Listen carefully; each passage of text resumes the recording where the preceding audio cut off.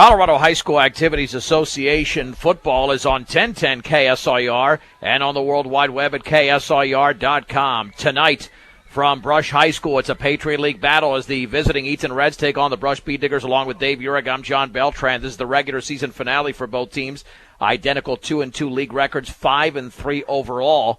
The Bee Diggers a week ago committed 5 second-half turnovers. They lost in Sterling to the Tigers 41-13. Eaton was a 24-0 winner in Gilchrist over the Valley Vikings. And, Dave, this is a critical game, obviously, if you want to improve your seeding for the 2A playoffs starting next week. Right on. You come out of this as the number 4 team, and, you know, it gets kind of iffy about how high up into the rankings you're going to have to play that very first game. And I'll tell you what, I dread the thought of having to make a trip, you know, across the mountains, you know, if it would come to that. Bee Diggers and Eaton Reds about to kick it off here with the Bee Diggers to kick it off. Opening kickoff brought to you by Buildings by Design, the experience to complete your project from start to finish. Get the quality you deserve in your building by starting your build project right. Start with Buildings by Design. This is 1010 KSIR. Brush, Fort Morgan, Greeley. Aaron Garcilazo to kick it off. The Bee Diggers in their home maroons. Eaton in their road whites with the red helmets. Garcilazo, the right-footed kicker and a junior. On a cool night. And it will get colder here in Brush. There's a line drive. That one's booted nicely to the 3-yard line. Running across the 10 to the 15 to the left to the 20. Along the sideline to the 30. And then hit across the 35 to the 39. It's Micah Dorsey, a junior. A return of close to 36 yards. Good field position. The Bee Diggers are going to have to do it on special teams where they have struggled at times this season. Yep, on that situation, our guy that's the guy on the very outside, he's supposed to make sure he keeps containment. And he ended up getting trapped inside a little bit, which is what allowed Dorsey to get the corner. 1st and 10 for the Reds at their own 39. The quarterback is should be that sophomore out of the gun. Austin Colson awaiting the snap, and he will keep the football running. Greg's got room to the outside of the 45, first down to the 50, cuts it back to the inside across the 50 to the 45 before the tackle is made by Randy Woodward, but a gain of about 16 and a first down. And Dave, as Coach Call said during Bee Digger Blastoff, and he used the term brutally honest, last week there were a lot of players that were just doing their own thing and not in their positions. Got to play assignment football. Absolutely. You get against these teams that run these read options. Sterling last week handed the ball off a lot. Now Eaton comes out today and the quarterback keeps it, but the same basic play. 1st and 10 just inside the Bee Digger 45-yard line. 2 in the backfield. And this will be a give up the left side for about a gain of 3, and that'll be Colton Ingram, a senior, to the 42-yard line. And in on the hit was Daniel Abadka, 2nd down and 7 to go for the Reds. You know, nothing fancy. Eaton comes running out of that I formation. They just run the dive in between their guard and tackle, and the kids did a good job of holding the ground on the line of scrimmage that time. The receiver out to the left is Devin McKinney. There's 2 receivers. Preston Donlin is their big threat. Under center, 2nd down and 7 for the Bee Digger 42 with 2 in the backfield. There's the give on the left side to the deep back and hit at the 40-yard line. Excellent play was made over there as Abadka made the nice hit. Yeah, he really did. He flew up there and made the tackle. They were kind of lined up in that I formation, but it looked like their fullback was lined up more to the left side, and he was the lead blocker. But our kids did a good job of reading that, coming out and having that forced containment on that play. Rusty Lohr was the ball carrier. 3rd down and 5 to go for the Reds. Could be 4-down territory. Less than 2 minutes into the game at the Bee Digger 40-yard line with a back split, receivers left and right. Option right. There's the pitch. Running room to the outside. And Clay Shaver makes the tackle at the 37-yard line on Colton Ingram for a gain of 3. 4th down and 2, and your money players are going to have to do it tonight. Shaver, Matos Garcia, not that the others can't do it, but this is a big game, and in the big games you call on your stars to make the big plays. Yeah, that's nothing new. We got to just make sure those guys are paying attention to what the other team's top stars are doing defensively. 4th down and 2 from the 37 of Brush, and Eaton will go for it. Out of the shotgun, the lone setback is Ingram. The Bee Diggers have had issues defending the pass, and they have two receivers for the Reds split out to the left and right. Man in motion is Lohr. He'll get the handoff, running left, cuts it back to the inside. He's going to be held short.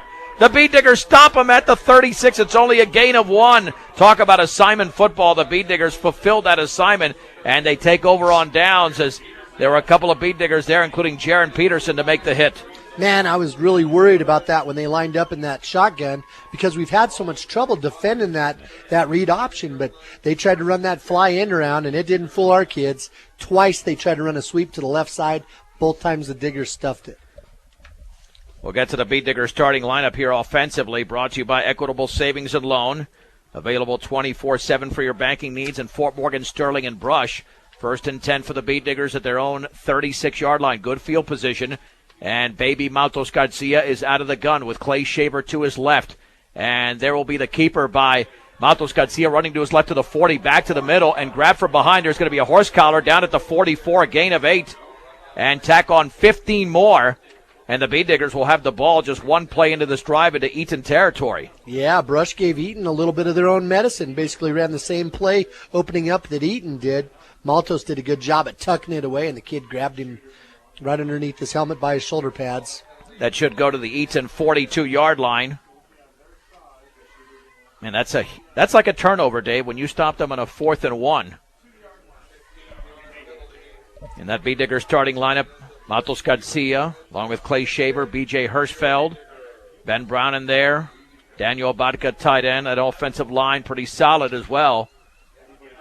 That we'll expand upon here momentarily, which includes Riggs Tan there on the end.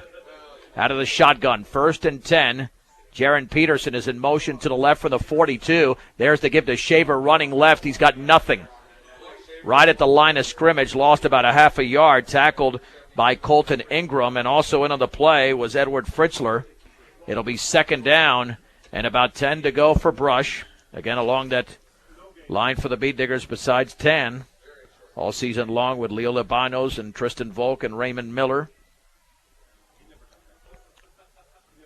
2nd down and 10 to go for the Bee Diggers. And, of course, Randy Woodward from the 42 of the Eaton Reds. Arnoldo Maltos Garcia is out of the gun.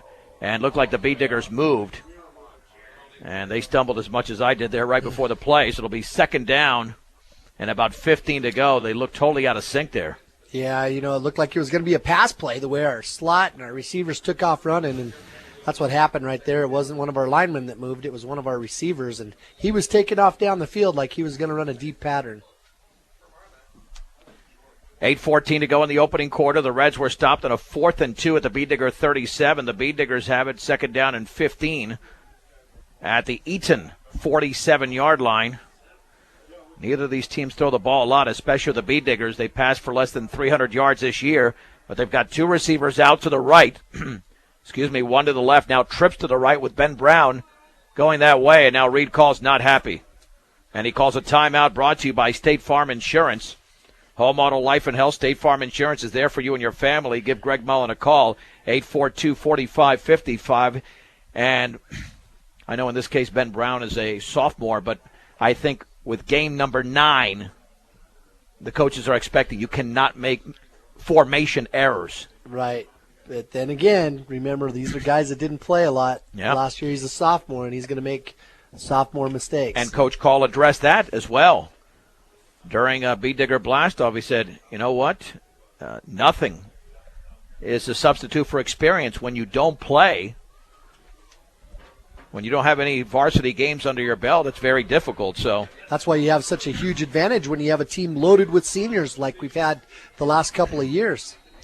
Trips to the right once again. 2nd down and 15 for the 47. Naked backfield. Shavers in motion to the left.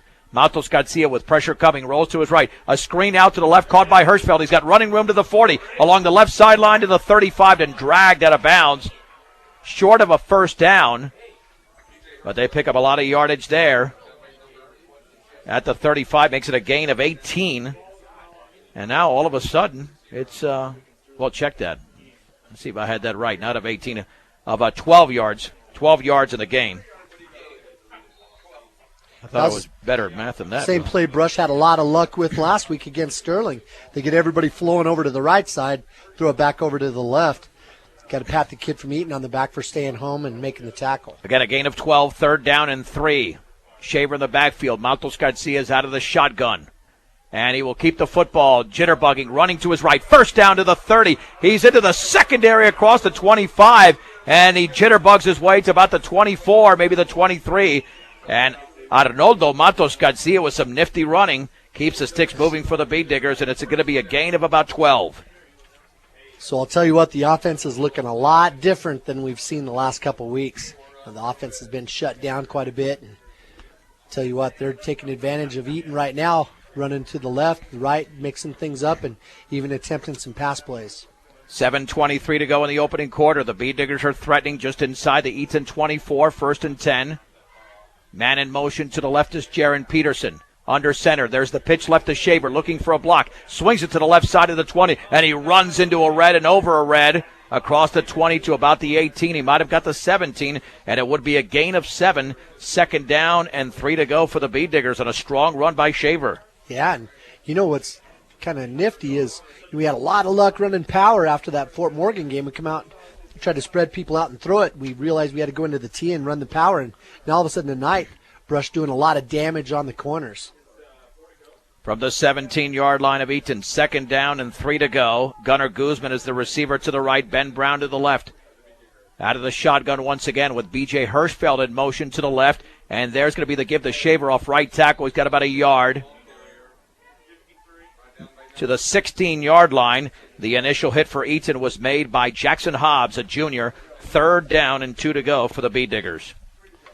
Eaton doesn't sport quite as big of a defensive line as what we've seen the last couple weeks. You know, the kids, they don't have any weights mentioned in the program, but just looking at them, they look about the same size as our guys, and that sure helps as they run that 4-3 defense against us. Garcilaso's now in that backfield. 3rd down and 2. Under center this time is Baby. 3 in the backfield from the 16. Handoff, Shaver, stutter steps, and then he spins his way to the 15, but he's going to be short.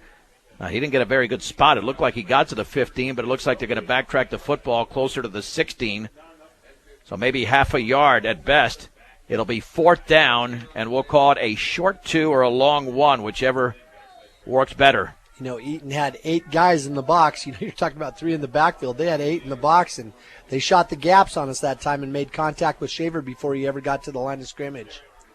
Just inside the Eaton 16, 4th and a short 2. Handoff, Shaver, right side, 1st down, cuts it back to the 10. He's still going inside the 10 to about the 7-yard line. Strong running. I think they're going to backtrack the football to the 8. But that's a good 8 yards for Shaver, and it's 1st and goal for the Bead Diggers. Did Randy Woodward do the job over there at that tackle or what? They ran that power eye. They ran right behind him, and they just blew him out. And it was a quick snap. It almost threw Eaton off a little bit and got the offensive line going momentum-wise. 1st and goal for the 8. Out of the shotgun is Baby Matos Garcia. Shaver is to his left. There's the snap. High snap. Bobbles it. Runs to his left. Breaks a tackle. Has got the left sideline to the 10. Back to the 6-yard line and out of bounds. That could have been a disastrous play for Brush. The penetration came from Tanner Frank, a junior. But it could have been a 3 or 4 yard loss instead. It looks like about a 2-yard gain for Baby. Yeah, you're right. That thing was just about over the top of his head. Where he did a good job as he got hit there and he just kept driving his legs. Didn't lose his balance and really showed a lot of athleticism as he went down the sideline.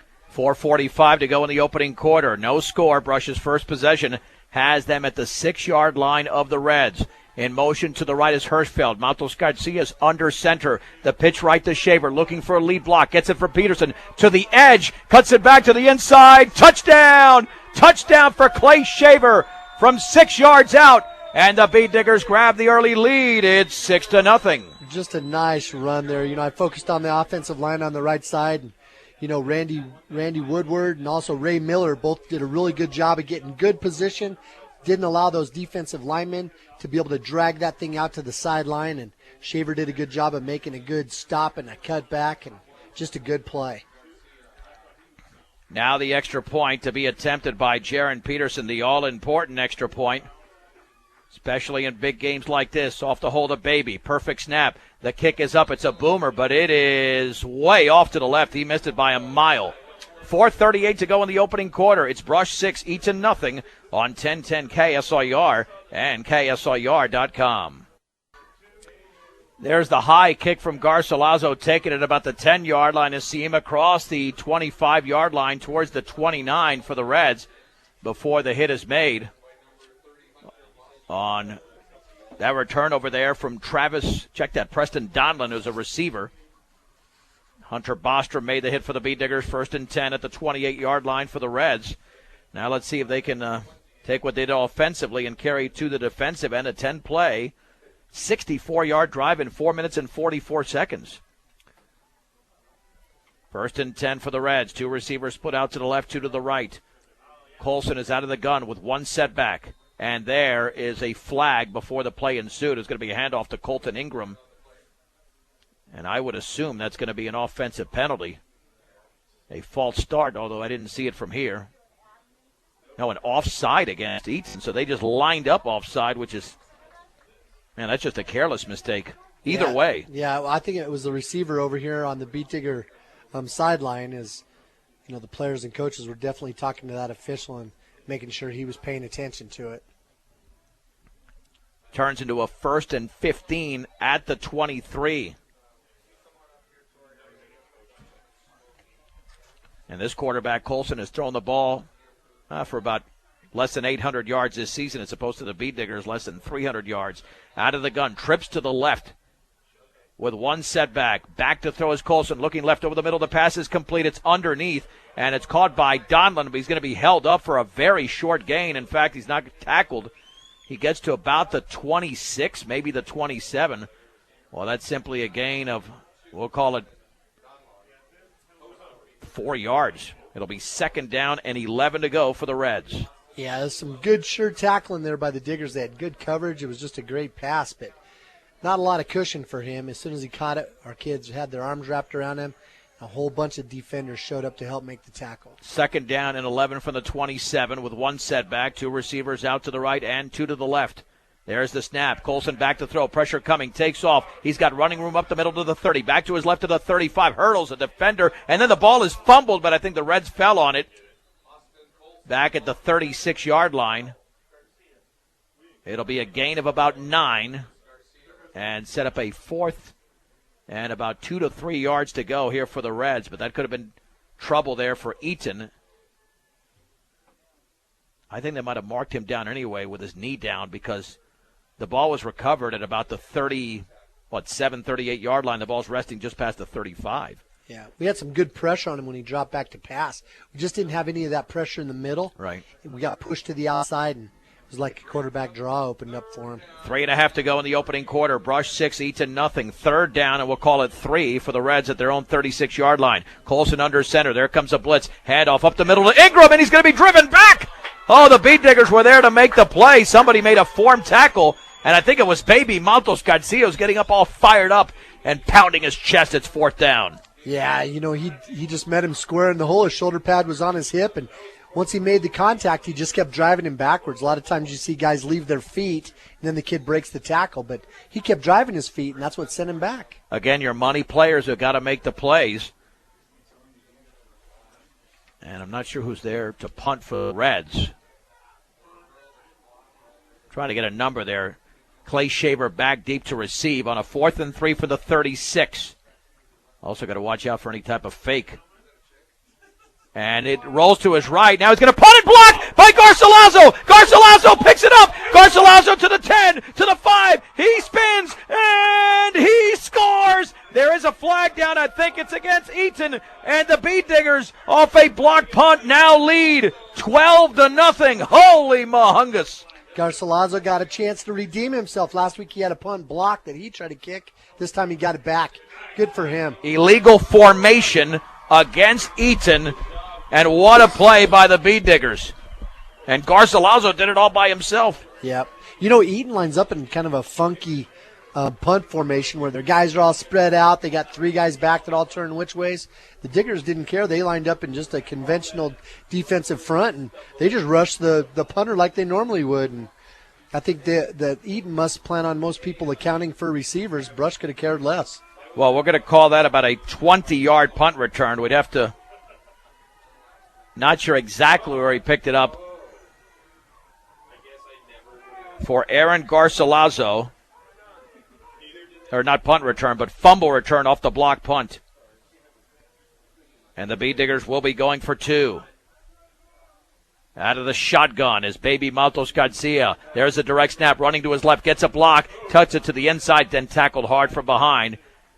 And he is held out of the end zone, 6 yards short. The tackle made by Rusty Lohr. We've got 2:30 to go. Opening quarter, Brush 12, Eaton nothing on 1010 KSIR and KSIR.com. The Bee Diggers are in the lead by a score of 12-0. Aaron Garcilaso blocks a punt and picks it up and returns it about 20 yards. Not sure exactly the yardage on that, but nonetheless, the key thing is that he got into the end zone. He didn't fall on the ball. He knew that he had daylight. And the Bee Diggers are stunning the Reds here in the early going, and Garcilaso to kick it off. There's a high, short kick. It'll bounce at the 18, picked up at the 12. Running to his right is Donlin across the 25-yard line. He breaks out of a tackle, and then he's got some yardage across the 35, then held up at the 40. And again, the Bee Diggers have got to do a better job there because that's a play they probably should have made about 10 to 15 yards back. So it's 1st and 10 for the Reds at their own 40-yard line on their 3rd possession of the game. Hunter Bostrom just did a great job on special teams. He took on 2 blockers. He didn't give up his ground, and then that's what forced the kid to cut back up to the middle. Hunter just needed a little bit support from the rest of his team. 1st and 10 for Eaton. Out of the shotgun is Colson with 1 setback. And there is going to be the keeper, I believe, or did the quarterback keep it? No, it's going to be stuffed in the backfield. It looked like 2 had it at the same time, and Ingram was devoured over there by 2 or 3 Bee Diggers, including Baby Maltos Garcia and Aaron Williams. It'll be a loss of 2, 2nd down and 12, and Brush's defense tonight looks like a rejuvenated unit. Yeah, Eaton's, I was a little bit worried after they ran that read option the very first play of the game. Now they just tried it again and didn't fool any of the Diggers. Brush has got 5 guys up there on that defensive line. 2nd down and 12 out of the gun from the 38-yard line. Eaton on their own side of the field, trips to the left, throw out in the left flat. It's dropped by Rusty Lohr. He didn't have much running room, though. Clay Shaver was about 2 yards away from him. And that's probably why he dropped it. He heard those footsteps. 3rd down and 12.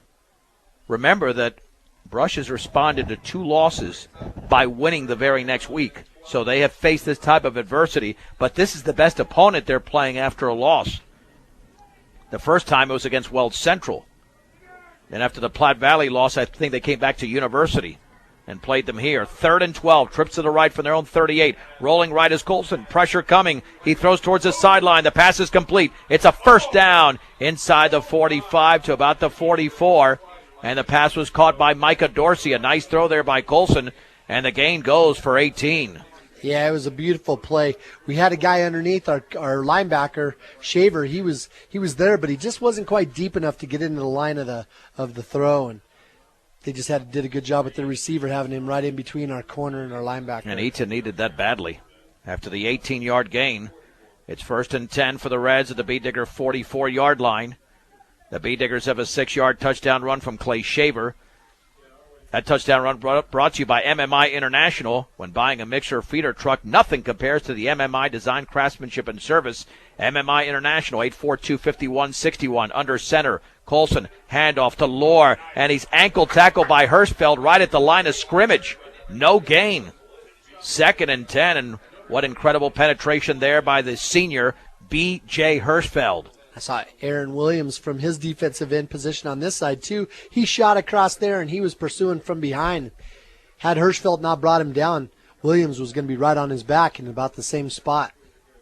On 2nd and 10, we are inside of 35 seconds to go in the opening quarter with the Bee Diggers up by 12.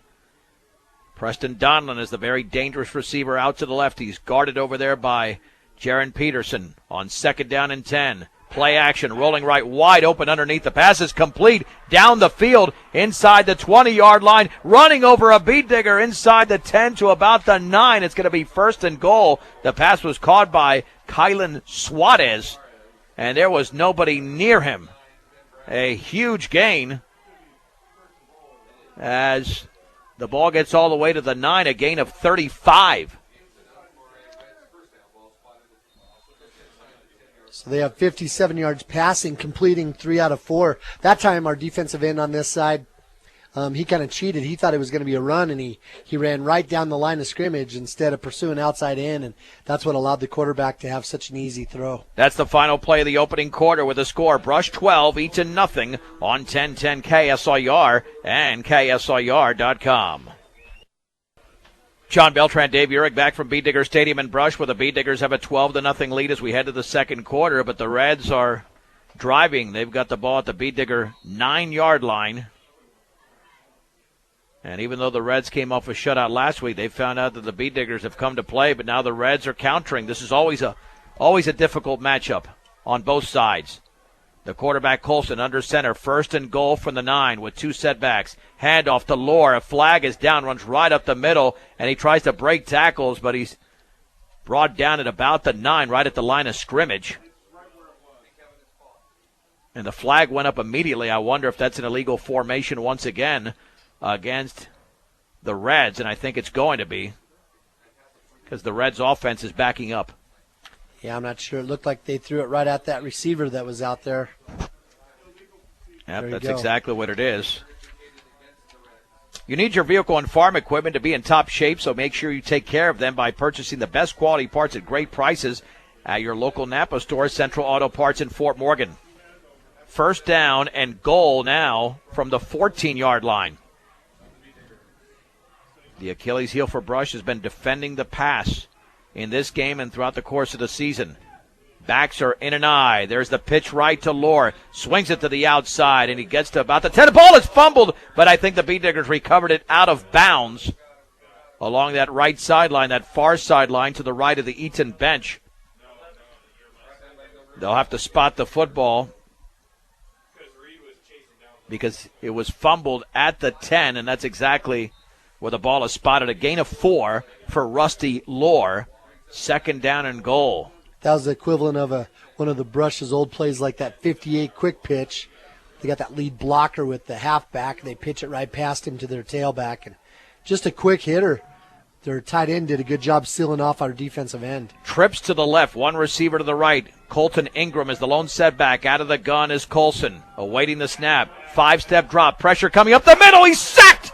Back at the 17, there were a swarm of Beat Diggers, including Abarca and Aaron Garcilaso, who's had a great game tonight, a loss of 7. Third and goal for the Reds. You knew who else was there? B.J. Hurstfield. That guy was back there grabbing hold of his jersey and flying around. BJ's made some nice plays out there so far in this game. Yeah, he's had a great game himself. What a nice way to finish out his senior career. Boy, but you certainly don't want to give up big yardage here in a third and goal from the 17. Out of the gun is Colson. 2 receivers put each side. Back to throw. Pressure coming up the middle. He's sacked again! Whoa, the Beat Diggers did it to him 2 consecutive plays. Randy Woodward was in on the hit along with Tristan Volk. The loss is back to the 27, maybe the 28. It's a loss of about 10. It's fourth and goal for the 27. So that takes Colson a negative 8 yards rushing. We know he's a threat running the ball. We know he's a threat throwing the ball. Like he said, he had over 800 yards passing. It's going to be a long night if the Diggers keep up this kind of pressure because it's coming up the middle. It's not coming around the outside. Wow, they're going to attempt a long field. Got to watch for a fake here. You definitely have to watch for a fake. A 44-yard field goal attempt from Javier Guijosa. That kick is up. It's going to be short. Guijosa kicked 3 field goals against Sterling.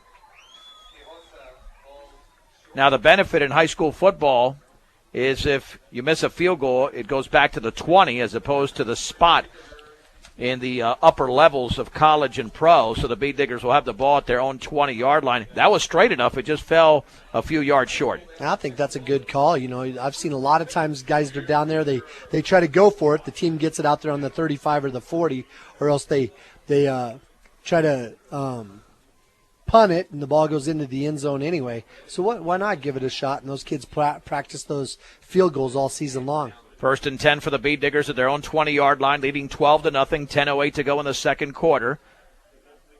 Two receivers out to the right, Peterson and Colin Cole. In motion now to the right is B.J. Hirschfeld. Matos Garcia is under center. There's the pitch right to Shaver. Then he pitches it to Peterson running to his left, and he's going to lose a lot of yardage. The Reds read that perfectly.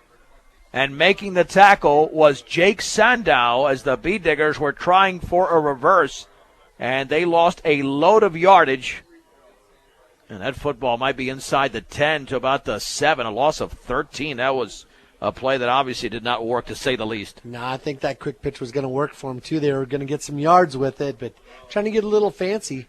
But, Coach Call's mentality is like, let's try to surprise people and get that momentum working for us. 2nd and 23. This might just be a simple handoff to Shaver. Needs some great blocking to get out of this hole. There's a draw play to Shaver running left to the 10-yard line, if even that, as he spins his way towards that 10-yard line, but I don't think he even got there. It'll be 3rd and long, I should say. They give him, maybe the 10. Yep, gain of 3. It'll be 3rd down and 20. You got to be careful here. Well, Eaton's pretty impressive tackling-wise. When they get a hold of you, you go down. They don't miss a lot of them. 3rd and 20. Got to watch out if you're going to try a screen or something like that, because the Reds now know to expect it. Out of the shotgun is Matos Garcia. Perfect snap. Rolls to his right, looking underneath, throws underneath, caught by Brown. It'll be short of a first down, but down at the 20-yard line, the Bee Diggers get 10 of the 20 yards back. It'll be 4th and 10, and the Bee Diggers have to punt. Yeah, it was a good play. One of the nicer pass plays we've had in quite a while. Something for the Diggers to build on. Gives Coach Call and the whole offense a lot of confidence knowing that they can pick up the big yards when they need to. Now you got to make the tackle here on special teams. Preston Donlin is standing at his own 45-yard line. Garcilaso to punt. And Trent Mount is into the game as that barrier between the center and the punter. High snap. Gets it off, and it's partially blocked. He kicked it way too low. It takes a Bee Digger roll across the 45, and it's going to bounce to midfield. Boy, that was lucky because Garcilaso kicked that way too low, and it ricocheted forward, so it turned out to be a 30-yard punt, but he's got to get some elevation on that. That could have been a mess. Yeah, you can't kick it too low. Those guys are coming in with their hands up. All the Eaton Reds lined up on the line of scrimmage, standing up. None of them were in a three-point stance. As soon as the ball was snapped, they were off and running. They were definitely coming after us on that play. 1st and 10 for the Reds from midfield. We've got 7:55 to go second quarter. The Bee Diggers are in the lead 12-0. Rominger Jewelry and Gifts is the leader in Northeast Colorado for diamonds, jewelry, watches, and expert in-store jewelry repairs. Rominger Jewelry and Gifts. Back to throw Colson. Up the right side, and that's going to be caught by Donlin. It looked like Peterson was out there, but he overran the play. Inside the 35 to the 33. And it's a gain. Check it, the 23, a gain of 27. And a Reds first down. Well, I think Peterson would have had a chance on that play. It was hard from this angle, but it looked like he quit playing the ball and started playing the receiver. Maybe if he'd have stuck with the ball, because he definitely looked back for it, if he'd have stuck with that part of it, he might have been able to get a hand on it and knocked it down. Yeah, I think that's more of an accurate assessment than the way I saw it. I think you're right in thinking about it a second time. Under center. 1st and 10 for the Bee Digger 23. Brush is coming on a blitz. Handoff left side. And the ball is fumbled. The Bee Diggers pick it up at the 16. Ripped away. The ball carrier was Rusty Lohr. And B.J. Hirschfeld, who's had a huge night, recovers the ball at the 15-yard line. Give Lohr 3 yards, and then that's it. Then he got the ball stripped away. Yeah, the Diggers taking a play out of the Sterling playbook. Remember last week, they were ripping and tearing at the ball. It was no wonder we had all those fumbles. But they were purposefully trying to make us lose the ball, and I think that's what the Diggers pulled on Rusty Lohr from Eaton on that play. 1st and 10 for the Bee Diggers at the 15-yard line. That's a huge turnover there for the Reds. They were threatening. In motion to the left is Peterson. From the 15 under center is Baby. And there's the handoff to Shaver. He's nailed in the backfield. There was no blocking there. And he was taken down by about 2 or 3 Reds. And there was no shot. Rusty Lohr, who just fumbled the ball, was in on the play along with Edward Fritzler, a junior. The loss is about 3, 2nd down and 13 for Brush. Yeah, he might have had a little motivation lure on that play to tackle Shaver. But, you know, Eaton, they had 2 defensive ends. Both of those guys were standing up over here. They had 5 guys up on the defensive line, and they were on the left side, 2 guys standing up. Our tackle wasn't able to block both of them. Woodward could only block one of them. Trips to the right. Now Shaver in motion to the right. Coming in a blitz. Pass out in the right flat. Caught by Shaver. Gets a block to the 15. Oh, then tackled by behind, or from behind, I should say. Boy, that's a great tackle there by Tanner Kramer, because if he's not tackled, then Shaver's got some daylight. Instead, he picked up just 3 yards on a very well-executed play. Just one man they had to get away from, and they could not do it. Last week we had, 8 completed passes. We're already 3 for 3 tonight. It's a good passing game going. It's just going to open things up. And like you said, Shaver, he was just one shoestring away from probably pulling off some pretty big yards there. So we just need to be patient. 3rd down, and we'll call it about 10 to go for the 15-yard line. Now we have a timeout. It's called by Brush, brought to you by Greg Mullen at State Farm Insurance. When you're looking for someone to walk you through the insurance world, turn to the office of Greg Mullen and Brush, Home, Auto, Life, and Health. State Farm Insurance is here for you and your family. Give Greg Mullen a call, 842-4555 with 6:08 to go. 2nd quarter, and the Bee Diggers up 12-0, but you know the Reds are going to keep coming back, which is why Brush has got to distance themselves even more from this very feisty Red squad. Right. And you know how important it is when Coach Calls is using these timeouts. You know, this is a critical play. They need to get 10 yards on this, or at least get close enough where they could threaten threaten to go for it, or at least go on a hard count, instead of letting Eaton tee off on us and try to block the punt again. How many times have we seen this year the Bee Diggers call a timeout when they have the ball, and the next play turns out to be a gem? Yeah, but that's why the guys won a couple of state championships in a very difficult division. You know, he knows how to get the ball into his playmakers' hands. So it'll be 3rd down and 10 to go for the Bee Diggers at their own 15-yard line. Again with a 12-0 lead. The critical play coming up. Under center is Baby. In motion to the left is Peterson.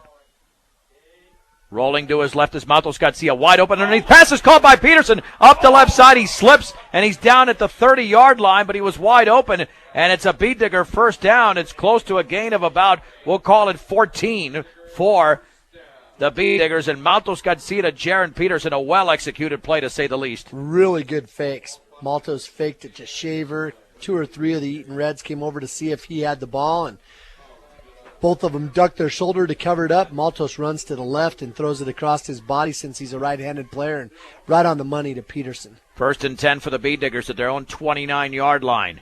This is a different football team than what we saw in the second half. The pitch right to Shaver. Swings it to the outside. Shaver has little running room, but gets around a tackle, and then is knocked out of bounds across the 30 towards the 35 as the Reds finally got there in pursuit. But that turned into a nice gain of about 6 yards for Clay Shaver. 2nd down and 4 to go for Brush. Takes him to 31 yards on 9 carries. Jaron Peterson had a huge block on that play from his slot position. He knocked the defensive end, number 50 of Eaton, right on his back. That would be Tanner Kramer, a senior. 2nd down and 4 to go for the Bee Diggers on their own side of the field of the 35. 5:38 to go 2nd quarter, leading by a dozen. Baby's out of the gun. Shaver's to his right. And Matos Garcia will keep it himself, but he's going to be tackled from behind for a loss. Tackled by Blake Miller. The loss is back to the 33. It's a loss of 2. A 2nd down and 4 becomes a 3rd and about 6. Yeah, I'll tell you what. Like we said, Eaton is sure tacklers. You know, you don't see him jumping up and grabbing our shoulder pads too much after that one horse collar at the beginning of the game. Now they're down there on our ankles all the time. Critical play coming up as we approach the 5-minute mark of the 2nd quarter. Trips to the left, one receiver to the right. 3rd and 6 from the 33. Shaver's in motion to the left. Baby out of the gun. Baby, 2-step drop's going to take off with the football. Stutter step to the 35, back to the inside of the 40. Spins for a 1st down to the 41, maybe the 42.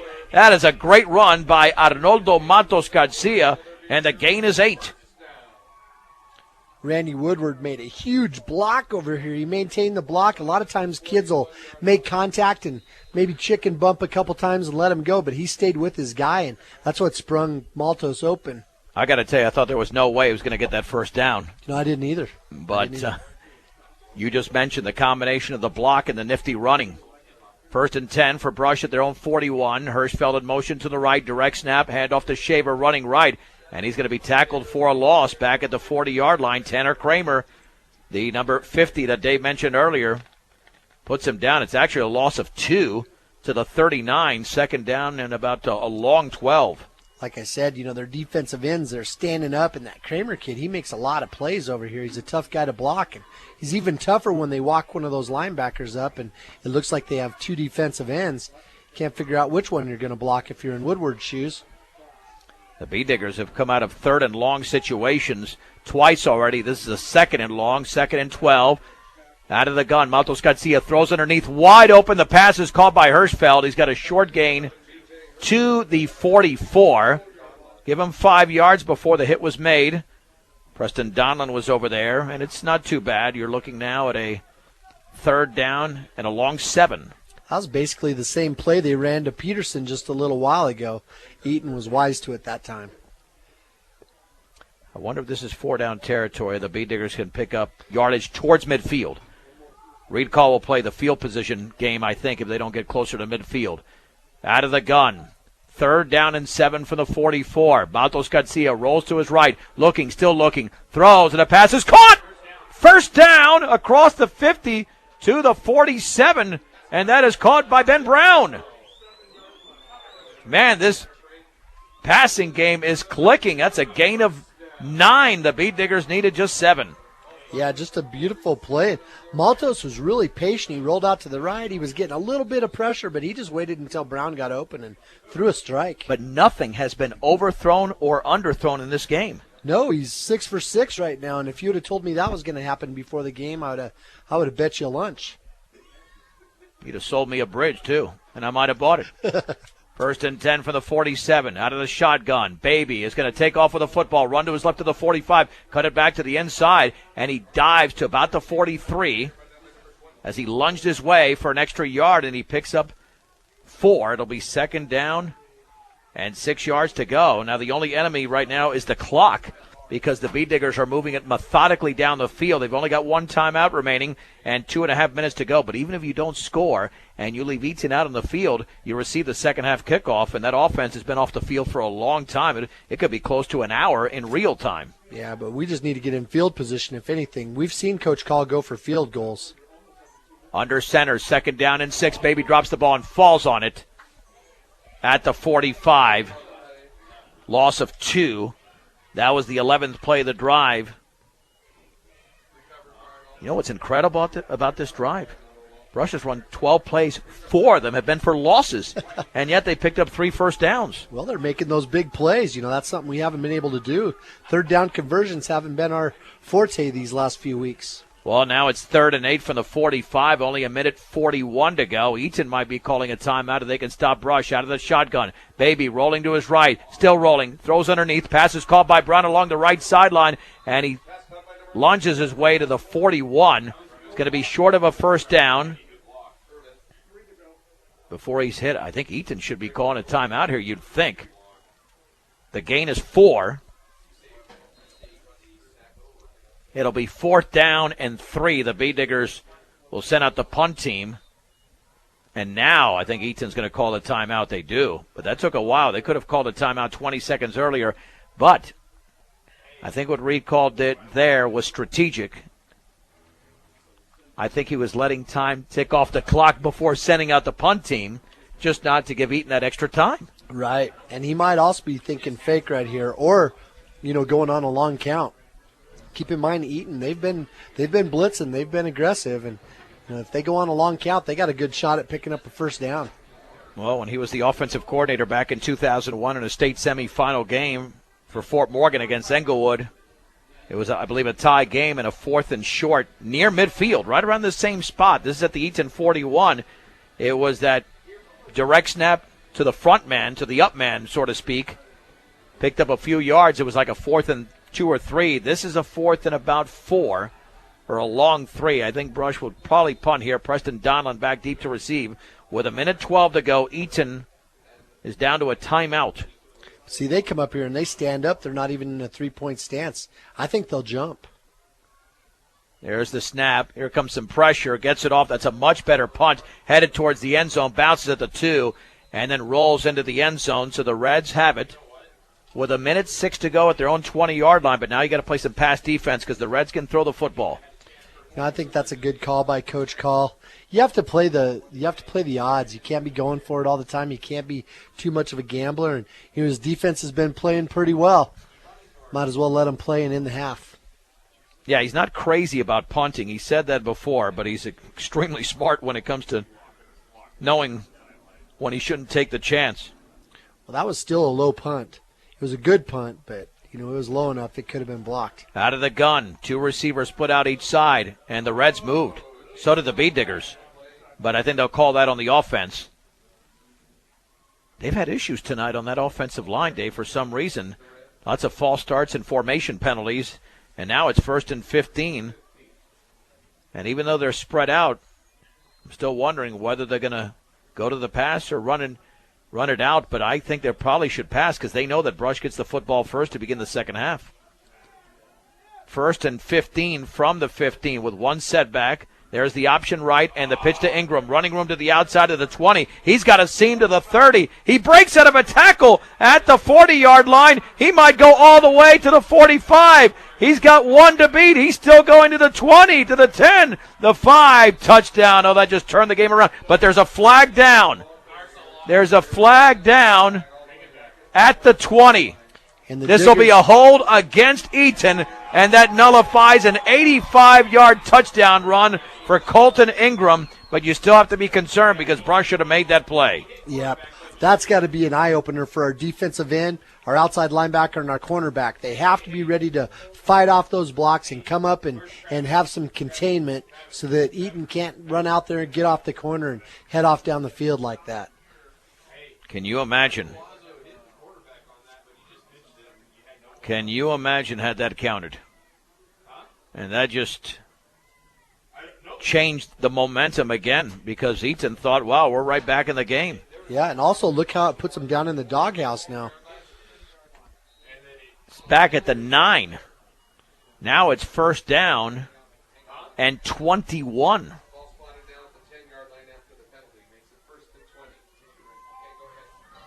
And the clock now reads 49.2 seconds to go. 2 receivers split out each side. From the 9, Colson out of the gun. Colson has the football, back to throw, still looking, throws it to the left. It's caught by Lohr underneath. He breaks out of a tackle, stutter steps back to the inside. He's tackled inbounds. Eaton calls a timeout, and he's tackled at the 24.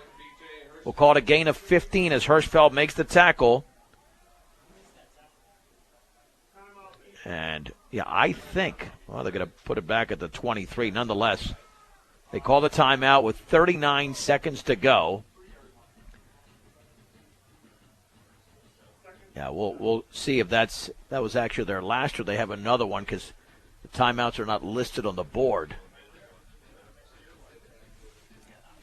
But, so, yeah, we believe that was their second timeout.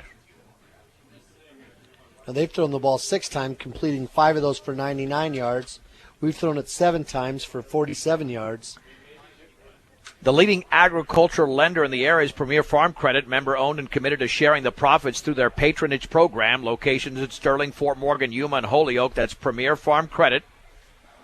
And, of course, Willow Coffee, Tea, and Smoothies and G Sweets Bakery. Try a new breakfast bowl or delicious breakfast burrito with your Willow Coffee or tea.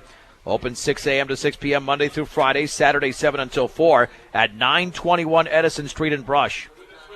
All right, officially it's 2nd down and 7 after the gain of 14 to the 23. The Reds are on their own side of the field. They've got trips to the right. This is very dangerous. The Bee Diggers got to make sure to defend this correctly. Out of the gun. Pressure coming. Hirschfeld up the middle. Hirschfeld missed the tackle. The heave towards the right sideline. It's caught short of the first down by Donlin at the 28, maybe the 29. That was a long throw for very little yardage.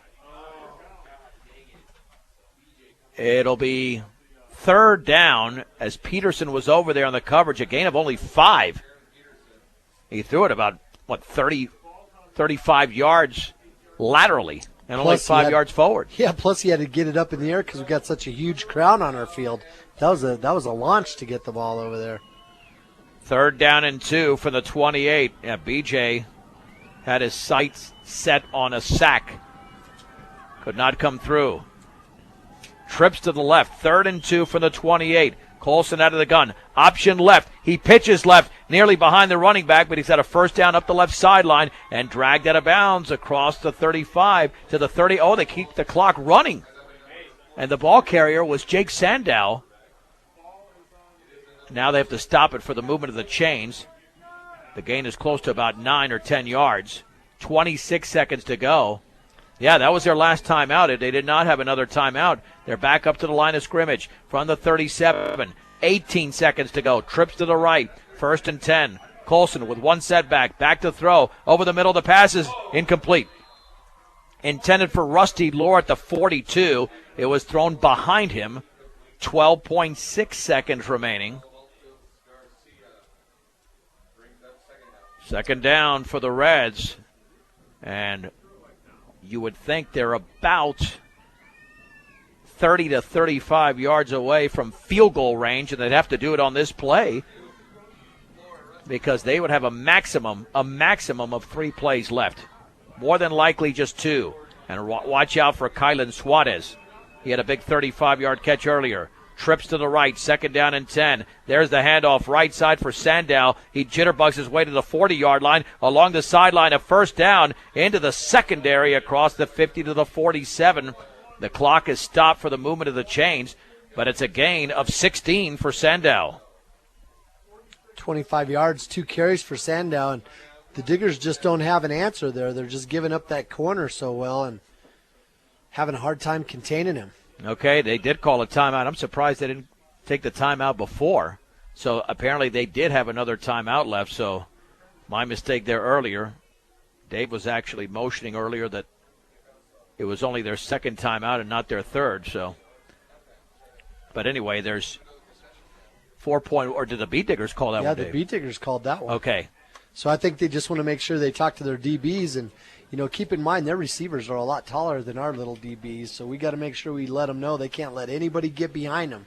And I'm sure that's what Coach Lefevre's telling them right now, to be smart about the down and distance and time left on the clock. Beat Digger timeout brought to you by State Farm Insurance and Greg Mullen, 842-4555. Okay, that's interesting because the clock was going to restart, but they would have downed it. They would have downed it, so Brush might have called a timeout anyway. Well, they're better off to make sure that they got all their people where they want them. Yeah, you got to watch anything like the hook and ladder or anything like that. From the 46 of Brush. This is the final play unless there's a defensive penalty. Back to throw is Colson. Here comes the pressure. Rolls out to his left. Throws underneath. The pass is caught by Donlin. Runs to his right. And he's tackled at the 37 for a gain of 9. And that is the end of the opening half. Nice play there by Baby Maltos Garcia and others.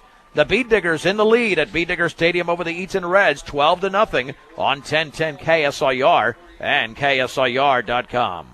John Beltran back with Dave Urig about to start the second half in Brush, where the Beat Diggers lead the Eaton Reds 12-0 on a 6-yard touchdown run by Clay Shaver. And a blocked punt and return by Aaron Garcilaso. Did it all by himself. To kick it off for Eaton will be Javier Quijosa.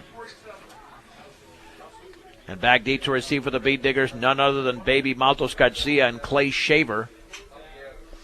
And this will be a critical start for the Beat Diggers here in quarter number 3. That Eaton offense did get out there for a good 5 or 6 plays to end the first half and crossed midfield on the final play of the half. But now you don't want them back on the field immediately. Eaton's lining up with all their kickoff teams in a huddle right there in the middle of the field facing forward. Like if the kicker would put the ball on the tee and then raise his hand, then they would all take off and go for that onside kick. And Brush better be ready for that because this is desperate times. Eaton's got a lot at stake just like we do. So they're going to pull out all the stops this second half. No doubt the 2A playoffs will begin next week. More than likely Saturday games. And even though the Bee Diggers are 8th in wild card points, you'd think finishing 3rd in the Patriot League, they would open on the road. Have no idea what seed they would be, but it would be on the road. And as soon as we know who they'll play, we'll have it for you on 1010 and KSIR.com. We'll post it on our social media, our Facebook page, 1010 KSIR Sports, on Twitter at KSIR Sports. There'll be 4 teams out of the Patriot League qualifying for the playoffs, as there was a year ago. Platte Valley, which will be the league champion. They've got a big lead already tonight at home against Sterling, which would be the second-place team out of the Patriot League. The winner of this game finishes 3rd, and then the loser finishes 4th. And that's the way it would set up a 16-team field. And 4 out of this conference with 6 conferences tell you how strong the league is. Year in, year out, we always have a bunch of teams from this conference in the semifinals. Gijosa raises the right hand as the players are huddled up, and there's going to be a squib kick, and the ball is loose, and it's still loose, and the Reds have fallen on it at the 40-yard line of the Bee Diggers. They never lined up in a traditional formation. They kicked it off and just squibbed it. And Rusty Lohr recovers it at the Bee Digger 40-yard line. Yep, you knew they couldn't afford to just hand the ball off to the Diggers and let the Diggers eat 6 or 7 minutes off the clock. They just caught us sleeping there. So Brush is on defense to begin the second half, which was the case in the opening half. 1st and 10 for the Reds at the Bee Digger 40. Out of the gun is Colson. There's the handoff on the left side to Ingram, and he's going to be thrown for a loss by Baby Maltos Garcia back at the 42. It's a loss of 2, 2nd down and 12. That takes Ingram down to 2 yards on 4 carries. And boy, Maltos has got his number tonight. Second. Oh, go ahead. No, 2nd down and 12 for the 42, but they had all types of penetration there. Right. That's what I was going to say. They had 5 guys up there on that line of scrimmage, and boy, they've been in that same sort of formation all night, and it's really working for them. Under center. A Bee Digger moved, and in the neutral zone, they're going to throw the flag, and that's the first offside penalty against the Bee Diggers. That'll set up a 2nd down and 7 from the Bee Digger 37. Don't want to start making mistakes here because it was the second half last week that killed Brush, in a 13-13 game turned into a 13-41 game. That looks like a 6-yard penalty. Look how close that ball is to the 36-yard line. That would set up more like a 2nd and 6, but I'd noticed that same thing right away. It looks like they got the benefit of the spot on that horrendous spot. one. Yeah, they got to do better than that. So now it's 2nd down and 6 from the 36. Under center's Colson. Handoff right side to Sandow. Has the edge to the 35-yard line. Tackle from behind by Clay Shaver at the 33. The gain is 3. 3rd down and 3 to go for the Reds. Shaver did a good job of just trying to hold his ground and run parallel to the line of scrimmage and stretch it out, and was able to make that sure tackle. Sandow, remember, he had 25 yards right before the half, just stretching it out from sideline to sideline and turning the corner. 3rd down and 3 at the Bee Digger 33. The Reds trail 12-0. Early in the 3rd. With 2 backs. The option left. Colson runs to his left, then pitches in the last second to Sandow. 1st down along the left sideline across the 30 towards the 25. That's exactly what the Reds needed. Play that would open up, and in fact, man, they got to the 21. Is that right? The 21-yard line. It's a gain of 12. Yeah, they ran that option, and our defensive end over here just never was able to fight off his block. And boy, those guys got to do a better job of controlling the outside shoulder of those tackles and tight ends so that they can help have some containment. 1st and 10 for the Bee Digger 21. Sandow's the deep back. Bee Diggers coming on a blitz, maybe the handoff to Sandow right side. He's got running room across the 20. He runs over a Bee Digger, breaks a tackle along the sideline. He's spun down inside the 10. It'll be a 1st and goal. Might have gotten to the 9, but again, some careless tackling there by the Bee Diggers as The Reds are moving closer to their first score of the game. And the gain is going to be 13 yards for Sandow. So 52 yards now for Sandow on 5 carries. He's doubled his average on 3 more carries, in this half. But, the Diggers just have to do a better job at being sure tacklers. That time, a lot of guys were standing around expecting somebody else to tackle as they walked down the field. First and goal from the 8 under center. Colson, option left. He still has the football. Now pitches to Sandow, looking for the outside. He's going to be thrown down by Hirschfeld. Excellent play by Hirschfeld, who strung it out beautifully. And, in fact, the loss of 1 takes it back to the 9. And Sandow, who barely carried the ball in the first half, is now getting it quite a bit here in the third quarter. Second down and goal for the 9. Yeah, he's carried it 4 times already, 51 yards on 6 carries. That time Reed Hall at a defensive end position. He made the hit on the quarterback, forced Colson to make the pitch, and that's what allowed Hirschfeld to come up and get that pitch, man. They got to watch out. This is setting up big time for the pass. Second and goal for the 9. Let's see if they decide to throw the football. Colson, pitch right to Sandow, is going to run the ball. Gets a block, but then Maltos Garcia has him, and so does Hirschfeld again for maybe a gain of about 1 yard to the 8. It'll be third down and goal. Yeah, I was thinking the same thing as you because they had their receivers stretched out so far. It was going to be a perfect opportunity for a slant pattern, and those big receivers against our little short guys, that could be dangerous. Approaching the 8-minute mark of the third, the Bead Diggers lead the Eaton Reds. After the gain of 1, it's third down. It is third down and goal for the 8. The backs are split. Under center is Colson.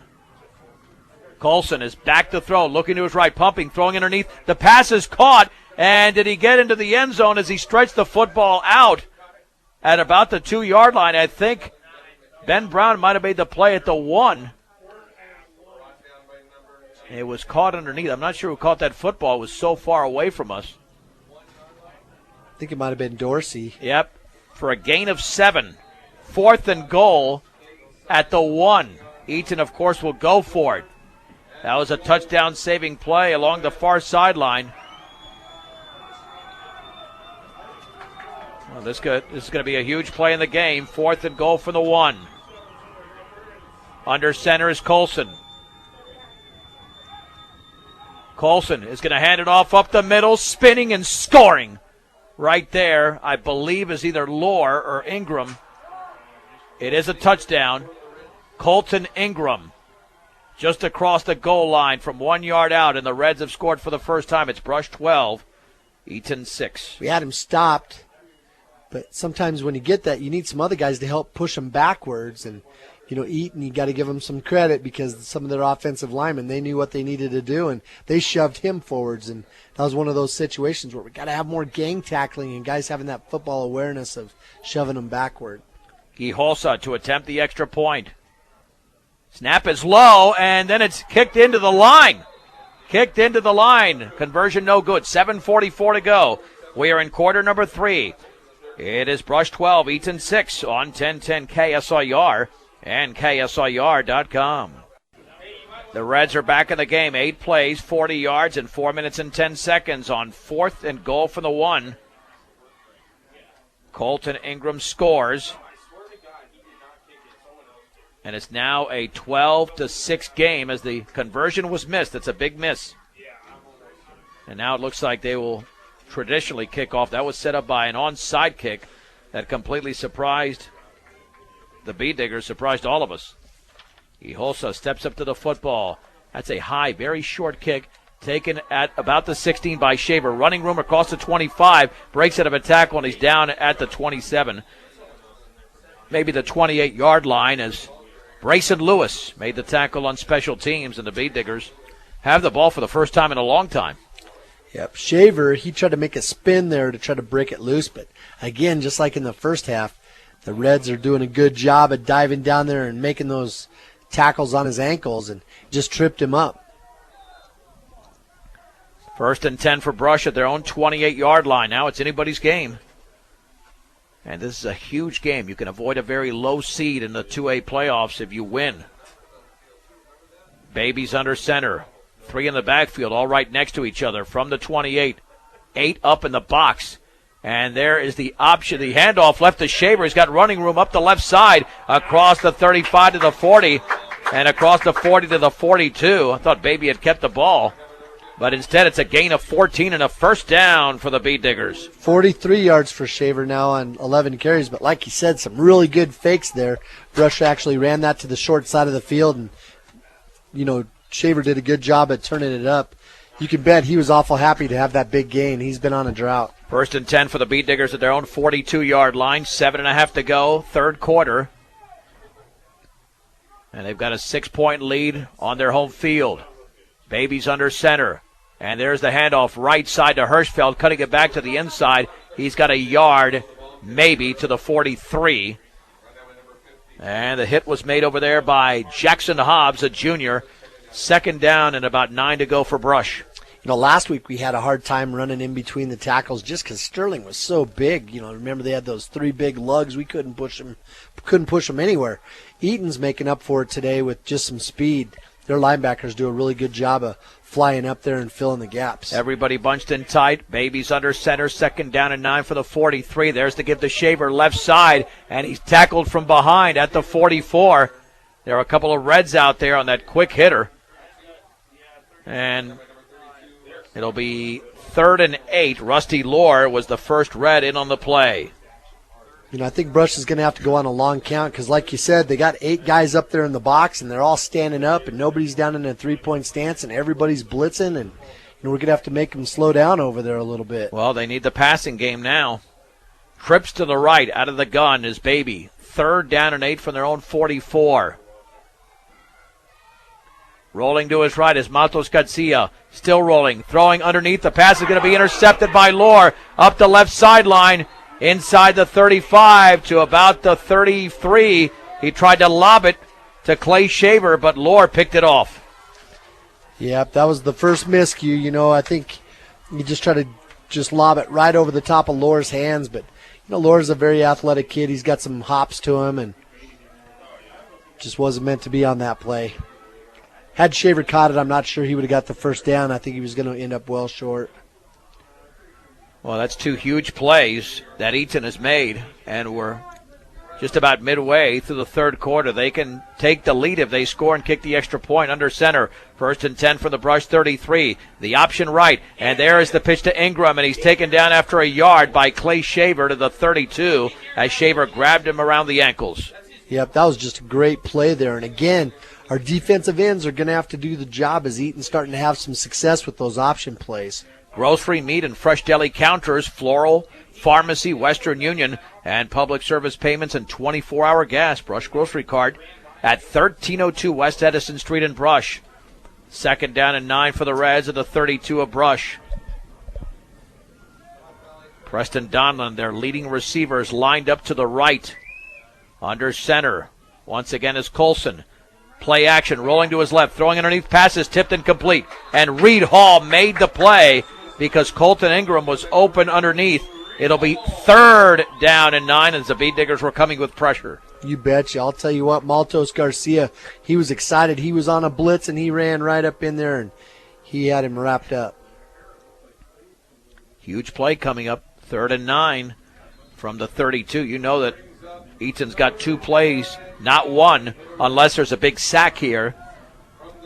The Bead Diggers had back-to-back sacks in the opening half.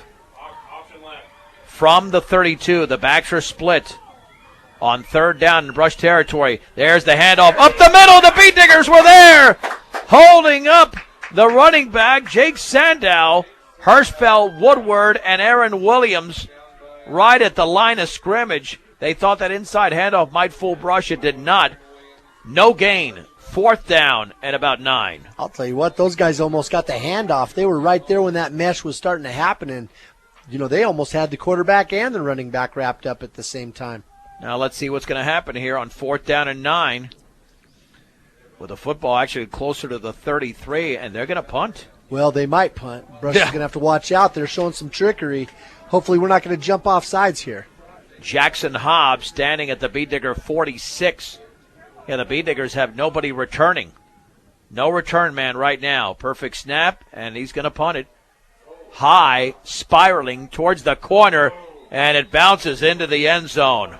And that's huge because it was only a net of 13 yards. That's it. Yeah, but that was a whale of a punt. It just barely crossed the front corner of the end zone before it went out of bounds.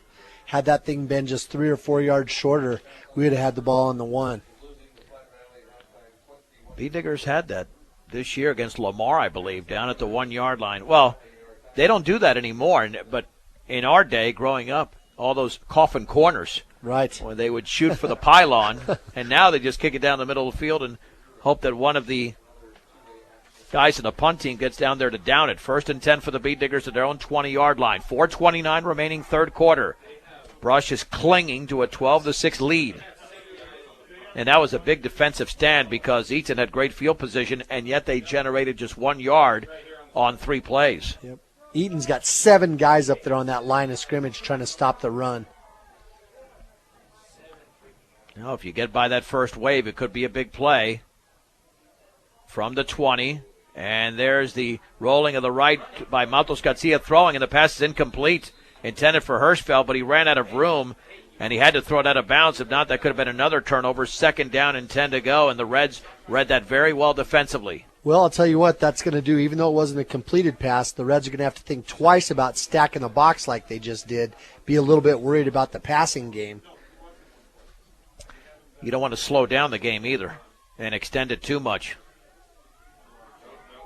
2nd down and 10 to go for the Beat-Diggers at their own 20-yard line. In motion to the left is Jaron Peterson. There's the pitch left to Shaver. Gets a block, swings it to the outside, slips out of a tackle to the 23-yard line, and then breaks out of another one, fumbles the ball, but I think he fell on it along the left sideline as he was trying to gain another yard.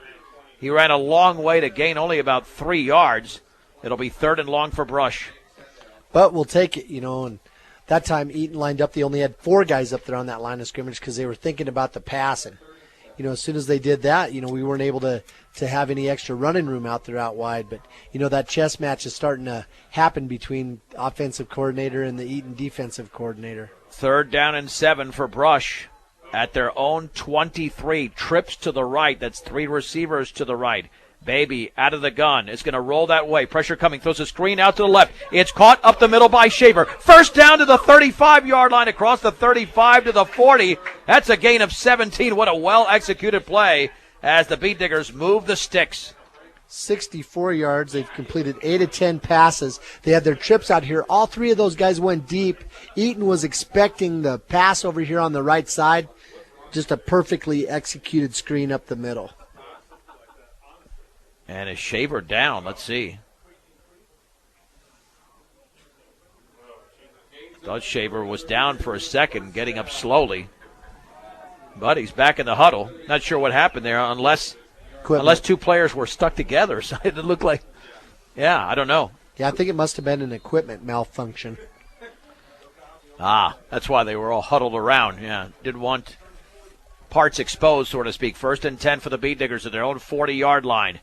After picking up a huge 1st down, shotgun, and there's Baby keeping the football, running to his right, to the outside of the 43-yard line, trying to spin out of it, taken down for a gain of close to 4.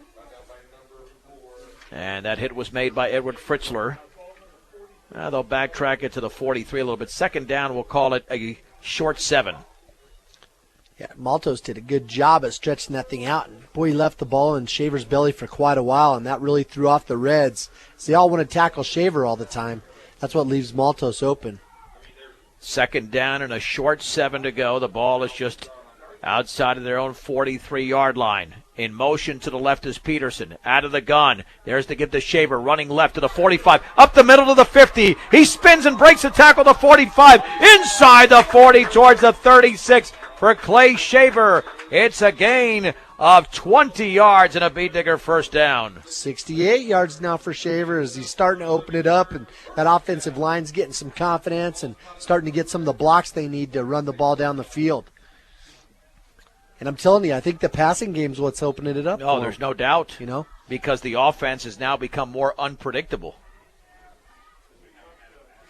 But a successful passing game. 1st and 10 for the Beat-Diggers in Eaton territory at the 36-yard line.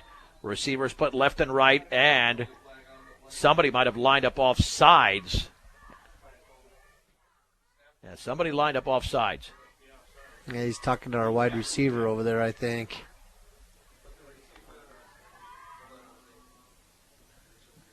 And let's see what the flag is. Offsides against Brush. Yeah. You know, the receivers, they come up there, they look over at the official, and they ask him if they're on the line of scrimmage or not. And every once in a while you get an official that's kind of sneaky. And, you know, they got Eaton on that earlier. I think they might have got us on that. 1st and 15 for the Bead Diggers at the 41-yard line. Again with a 12-6 lead. We are under 2 minutes to go in the third. The Bead Diggers have not scored in this quarter. The lone touchdown came from Eaton's Colton Ingram on a 4th and 1. Arnoldo Maltos Garcia is under center this time. Peterson is in motion to the left. This will be an option left. No, he's going to throw the football underneath. The pass is incomplete. Intended for Peterson. He was open at the 37. Little pressure was coming up the middle, and Baby threw it wide of the target. It'll be 2nd down. Yeah, remember, he's having to throw that across his body as he's rolling to the left, and being a right-handed quarterback, their defensive end was in his face, and looked like he almost tried to sidearm it to get it around that defensive end. Even if you don't score here, at least you're in Eaton territory. They'd have to go a long way, but, man, when you're up by only 6 points, it's pretty scary. 2nd down and 15 from the Reds' 41-yard line. Shaver's the lone setback. 3 receivers out to the left. This will be a draw play to Shaver, to the 40, back up to the middle to the 35, and then he's taken down at the 35 by Kylan Suarez, a gain of 6. 3rd down and 9 to go for Brush. Again, you know, that was just one tackle away from Shaver busting it wide open, but Eaton just making a lot of those shoelace tackles. You know, those guys aren't jumping up above. They're grabbing ankles. 3rd down and 9.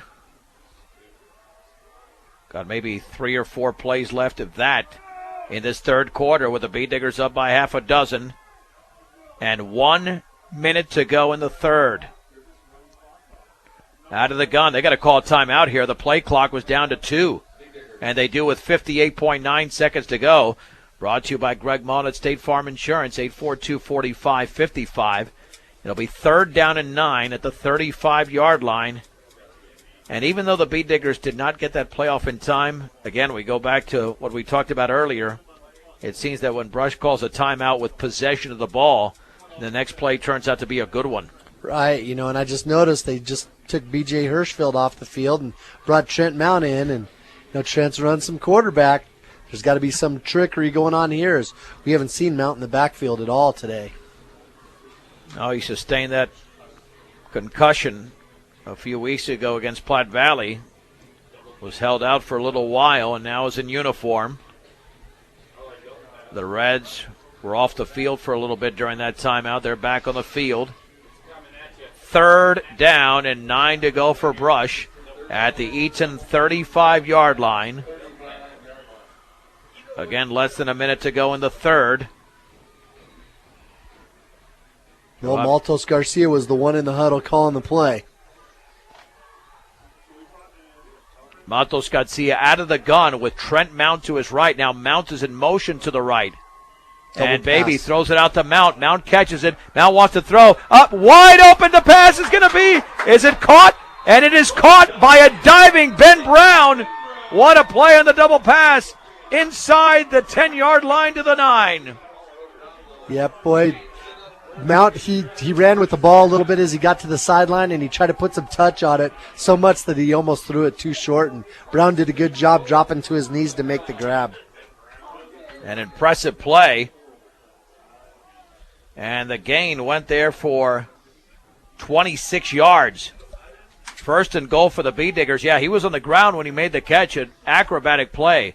Out of the gun, Hirschfeld in motion to the right. There's the give to Shaver, but he's got maybe a yard. I don't think he even got that. Right up the gut. Suarez made the hit. That might be the final play. Let's see the Bead Diggers just let the clock run out and take this to the fourth quarter. And I think that's exactly what they're going to do. We have played 3 quarters in Brush. With the score, Brush 12, Eaton 6. This is 10-10 K. We start the fourth quarter. The Bee Diggers have a 2nd and goal from the 9. There's the pitch left to Shaver. Shaver swinging it back to the inside behind a blocker and tackle from behind as he races to about the 6-yard line. It'll be 3rd down and goal to go for Brush as the hit was made by, looked like Lucas Halferty. Yeah, it's to the 5, a gain of 4. 79 yards now for Shaver on 17 carries. Inching closer to that century mark. Even if you get a field goal out of this, you're up by 2 scores. It's huge. All right, the ball's just inside. The 6 is the official spot. 3rd down and goal to go for the Bee Diggers. Garcilaso's in the backfield. Under centers, Maltos Garcia. He's going to hand it off to Garcilaso. Up the middle. He scores! He was not touched. Right up the middle. 6 yards away for Aaron Garcilaso. And the Bee Diggers now lead 18-6. You know, I think Eaton kind of forgot about him. He hasn't touched the ball yet today.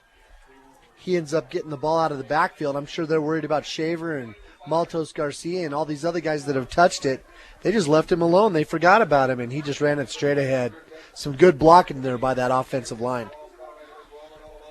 That was a 5-minute, 16-second drive. Now the extra point to be attempted by Jaron Peterson. High snap. The kick is blocked. 11:13 to go in the game. It is Brush 18, Eaton 6 on 1010 KSIR and KSIR.com.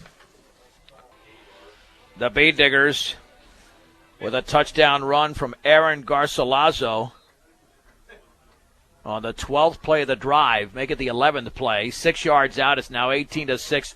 Long kick is dropped. The ball's picked up over there at the 10-yard line across the 20 and breaking it across the 30-yard line out to the 35 for the Reds is Micah Dorsey. Before the Bee Diggers make the play on special teams with some underclassmen down there, including the junior Trent Mount, as well as Adrian Lopez, a sophomore. Yeah, it was a nice kick. I'll tell you what, Garcilaso gets it way up in the air, so it gives your team a lot of time to get down there and have coverage. Once we get down there, though, we've just been missing some tackles. 1st and 10 for Eaton at their own 35-yard line. Now they're down 2 scores. Out of the shotgun. Option right. Plenty of running room for Ingram, but tackle from behind by Maltos Garcia after just a gain of 2. That could have been big for the Reds, but Maltos Garcia made the play. It's 2nd down and 8 to go. Yeah, that was huge as our corner out here on this side and also our safety. They were giving up a lot of cushion to the wide receivers, the twins that were out on this side. They were backing up, and those kids were getting some good stock blocks on them, and there was not going to be anybody there to make the tackle if it wasn't for Maltos getting him from behind. It'll be 2nd down and 8 to go for the Reds at their own 37-yard line. 2 receivers split each side. Out of the shotgun once again is Colson. 3-step drop. Pressure coming, and he's going to be sacked. Oh, Hirschfeld had him. Then he lost him, but then it looked like Colson almost fell down on his own. I don't know. Hirschfeld got a good piece of him. It goes as a sack back at the 29-yard line, a loss of 8. Well, Hirschfeld's had him before like that, and he's been able to survive it. That time he got enough on him and shook him up enough. The kid was just trying to hold on to the ball, and Colson might have hit the dirt just to prevent a fumble. The Bee Diggers have more pressure on the quarterback tonight than they've had in a while. So it's back at the 29. It is 3rd down and 17. Rush might be coming on another blitz. They do this time. Colson back to throw right up the middle. Off his back foot. Heaves it up the sideline. The pass is going to be intercepted by Ben Brown at the 40-yard line. Brown had outstanding coverage on the Eaton receiver, Devin McKinney, and the Bee Diggers take over on a turnover by the Reds. Yeah, Devin McKinney, he wanted to get some pass interference call there, but he wasn't going to get it as Ben Brown just fought for position. There was a little bit of hand fighting going on there, but he fought to get his body in position so that he could come down with the catch. The key was, Dave, is that he turned around. Right. He doesn't turn around. It would have been an interference, and now Brush has it at their own 40-yard line. With 9:28 to go in the game, they can break this open, leading by 12 points in a critical Patriot League contest. What a great time for a sustained running attack.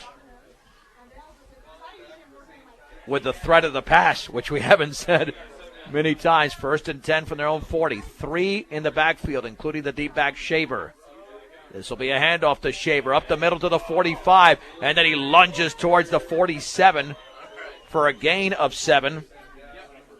The Eaton tackler was Dalton Irvin, 2nd down and 3. That's one of the better runs of the night. You know, they were up there with 7 guys again in the box and just trying to make it hard on us to get that running game going. But you've said it several times tonight. We break one tackle, there's nobody left to make the tackle in the secondary. So 2nd down and 3 to go from the 40, and we got a flag. And I think that's going to be against Brush. Reed Call just took off his cap and had a frustration there. The B-Diggers lined up offsides. That's the second time that's happened in this half. Yeah, you know, you get certain crews that have idiosyncrasies that they're proud of, and this might be one of the things for this crew to make sure guys are lined up right. What are these guys doing? I mean, offsides is not 6 yards. That went from the 47 to the 41, if you notice. That's the second time the B-Diggers have gotten the short end of a 6-yard offside. These guys are terrible at math. 2nd down and 9 from the 41. There's the handoff to Shaver. He's got a seam to the 45 up the left sideline. 1st down as he's tackled out of bounds in Eaton territory at the 48. It's a gain of 11. Yeah, 96 yards now for Shavers going with that quick pitch. Eaton's got all those guys stuck up there in the box, and if Reed Hall, our tight end, if he's able to seal one of those guys off, you know, that's what makes Shaver to be off to the races. 1st and 10 from the Eaton 48. Yeah, the only negative there is that he went out of bounds, but he needed the sideline for the extra yardage. Everybody bunched in tight. On 1st and 10 for the 48. Baby will hand it off to Shaver, running off right tackle. He's got a yard to the 47 as the Reds were there to make the play. The first hit was made by Jackson Hobbs. 2nd down and 9 to go, but the clock is moving with 8:16 to go in the 4th, and the B-Diggers lead 18-6. It's just tough going when they got 7, 8 guys up there on the line of scrimmage, and all of them are lined up in a gap and shooting the gap, and all the linemen are trying to block them down, but there's nowhere to run unless you get it outside. Garcilaso, Hirschfeld, and Shaver in the backfield. 2nd down and 9. He drops the ball and falls on it. 2nd time that's happened to Baby. It's a loss of about half a yard. 3rd down, and we'll call it closer to 10 now. You get those jitters and it's probably a fast play or something, and you're trying to hurry up and get the ball and get it pitched, and makes you forget about finishing that mesh between you and the center. I think a Brush can pick up 6 to 7 yards. They'd go for it on 4th down. If not, Reed Call is going to play the field position game. 3rd down, we'll call it close to 10. Just inside the 48-yard line. Shaver's in motion to the left. Baby on a quarterback draw is going to be tackled for a loss at midfield. And there's an illegal shift against the B-Diggers. That will be declined. Loss of 3. It'll be 4th down and 12, and no doubt that Brush should be punting here. I just don't see how he can see that illegal shift from that position where he's at back there. At any rate, Eaton's going to decline it, and hopefully Garcilaso gets it up in the air. Well, if I'm Aaron here, I wait till they restart the clock, wait as long as possible. Again, you're up by 2 scores. Eaton's going to have to come up with a special play, and they've already done one on special teams. Awaiting the snap, there it is. There comes the pressure, and he gets it off a beautiful high punt and backing up as the ball bounces at the 3 and into the end zone as Preston Donlan was the deep man, and Garcilaso came through with a huge punt. And now the Reds have the ball 80 yards away from the land of no hash marks with 6:59 to go in the game, trailing Brush 18-6. You got lucky getting that off, though. That Eaton Red was right in his face. Oh, was he ever. Well, I expect Eaton to start throwing the ball a lot more. They got to slow the game down, and they got a lot of scores to make. They're going to have to try to get some bigger plays, and our cornerbacks have to realize and have that savvy to know that they have to make sure that they're not letting anybody get behind them and make sure all the tackles are in bounds. 1st and 10 from the 20. Colson is under center. The sophomore is going to go back to throw over the middle. The pass is going to be caught. A diving reception by Kylan Suarez at the 35-yard line as Gunnar Guzman makes the play. It's a gain of 15. And they're right up to the line of scrimmage, not wasting any time, down by 2 scores. And the clock stops for the movement of the chains. Yeah, they want to score quickly and then maybe an onside kick if they need it. On 1st and 10 from the 35. There's the handoff on the right side. Cutting it back towards the middle is Sandow across the 40 to the 41. Gain of 6. Baby makes the tackle. 2nd down and 4. And you're right, they need to extend the game, but you extend the game with quick plays. Yep, we're going to have to get back to blitzing them a little bit and get some pressure on that quarterback. From the 41-yard line on 2nd down. There's the give up the middle, and held up is Ingram, but then he's able to squeeze his way for a yard to the 42 as Daniel Abadka and Reed Hall made the hit. A gain of 1, 3rd down and 3, and they're running plays very quickly. We're not even at the 6-minute mark. This is going to be their 4th play in less than a minute. There's the option right, the pitch right, running room, 1st down for Ingram, and he goes out of bounds at about midfield. It's a gain of 7. You know, the quarterback, Colson, he calls that from the line of scrimmage by tapping his helmet. The kids can start paying attention to what some of those calls are while they're out there on the field. And again, that time on the option, Williams did a good job of hitting the quarterback, but our linebacker never made it up to get the pitch man. 1st and 10 from midfield. Back to throw is Colson. Pressure coming. Throws up the middle. The pass is caught by Donlin, but now he backpedals and loses yardage and then advances to the 43 for a gain of 7. B.J. Hirschfeld in on the play. 2nd down and 3 to go, and the Reds are right up to the line of scrimmage. We've got 5:39 to go. Brush 18, Eaton 6. On 2nd down and 3 from the Beat Digger 43, under center. Handoff, right side, cutting it back. 1st down. Sandow running over Beat Diggers across the 35 to the 33. It's a gain of 10 as the hit was made by Baby Maltos Garcia and Gunnar Guzman. 67 yards now for Sandow, and Eaton's doing a good job of mixing it up, you know, not throwing the ball when you expect him to. Well, the Beat Diggers might have to call a defensive timeout just to catch their breath. 1st and 10 from the 33. Back to pass, Colson. Pressure coming left side. Runs out of it. Throws along the side. The pass is complete to Donlin inside the 20. Towards the 17-yard line. Jaron Peterson makes the tackle. It's a gain of 16. And another 1st down for the Reds. Their 3rd in their last 4 plays. Donlin's got 64 yards on 6 receptions, and the Diggers have to be aware of where he's at. Right up to the line of scrimmage once again. With a football now at the 16-yard line. Looking over from the sideline for play instructions. Now we're at 5 minutes to go. Option right. There's the pitch. Running room for Ingram at the 10-yard line. Tackled by Shaver around the ankles, but not before he gets to the 8 for a gain of 8. 2nd down and 2. That was the 8th play of the drive, and the Reds are just not wasting any time whatsoever. They're trying to make this game closer. I don't know what's holding our linebackers up, but again, had good pressure on the quarterback with our defensive end making the hit on that option, but nobody to get the pitch man. Flag is down. The pass into the end zone is caught by Donlin for a touchdown. Let's see if it's going to count. If it does, it'd be from 8 yards away, but the flag was thrown immediately. Illegal formation against Eaton. That's the 2nd touchdown that has come back. The first one was Colton Ingram's 85-yard run in the 2nd quarter. Yeah, the Diggers got lucky on that one. Didn't have good coverage over there on that side. Just too big of a cushion, too close to the line of scrimmage, and just giving the receiver just way too much room. And it was an easy throw there for Colson. Now the football is resting at about the 13. Back to throw. Flag down again. The slant over the middle. That's a touchdown to Donlin, but I think that's coming back. That would have been from 13 yards out. I think we're going to have the same exact call by the official. Yes. This is crazy, Dave. I've never seen anything like this. Yeah, but like I say, you know, some guys are just really proud of the rules that they know, and you get officials that'll make those calls, and I think that's what's happening right now. You know, official over there is digging his heels in the ground because, you know, of the way one of the Eaton players, one of the receivers is lining up. Well, now it's 2nd down and 12. Back-to-back touchdowns have been nullified. 2nd and 12 from the Beat Digger 18. And we got 4:25 to go in the game. Under center is Austin Colson. He's going to hand it off on the right side with room to the outside as Ingram Check that. That's Rusty Lohr. And then nearly a late hit. Got to watch out over there along the sideline. No, it is Sandow. Excuse me.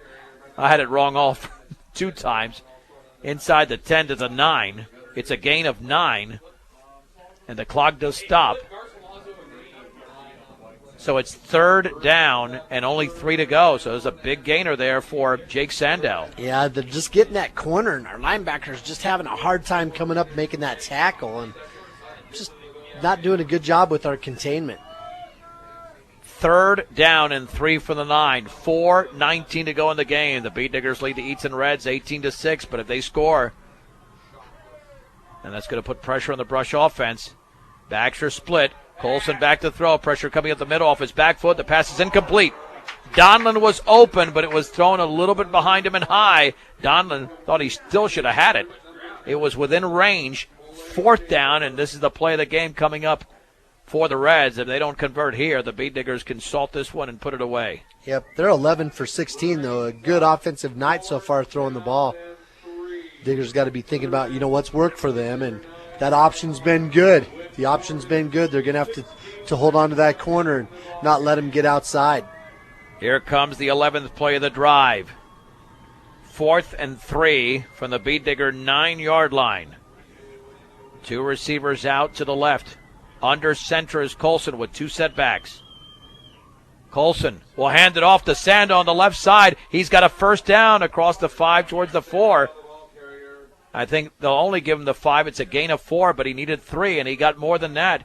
And the sticks move for the Reds. Yep, nothing fancy. They had their fullback over there just offset, and they followed him with that ISO play. The ball's at the 4-yard line officially. Backs are split.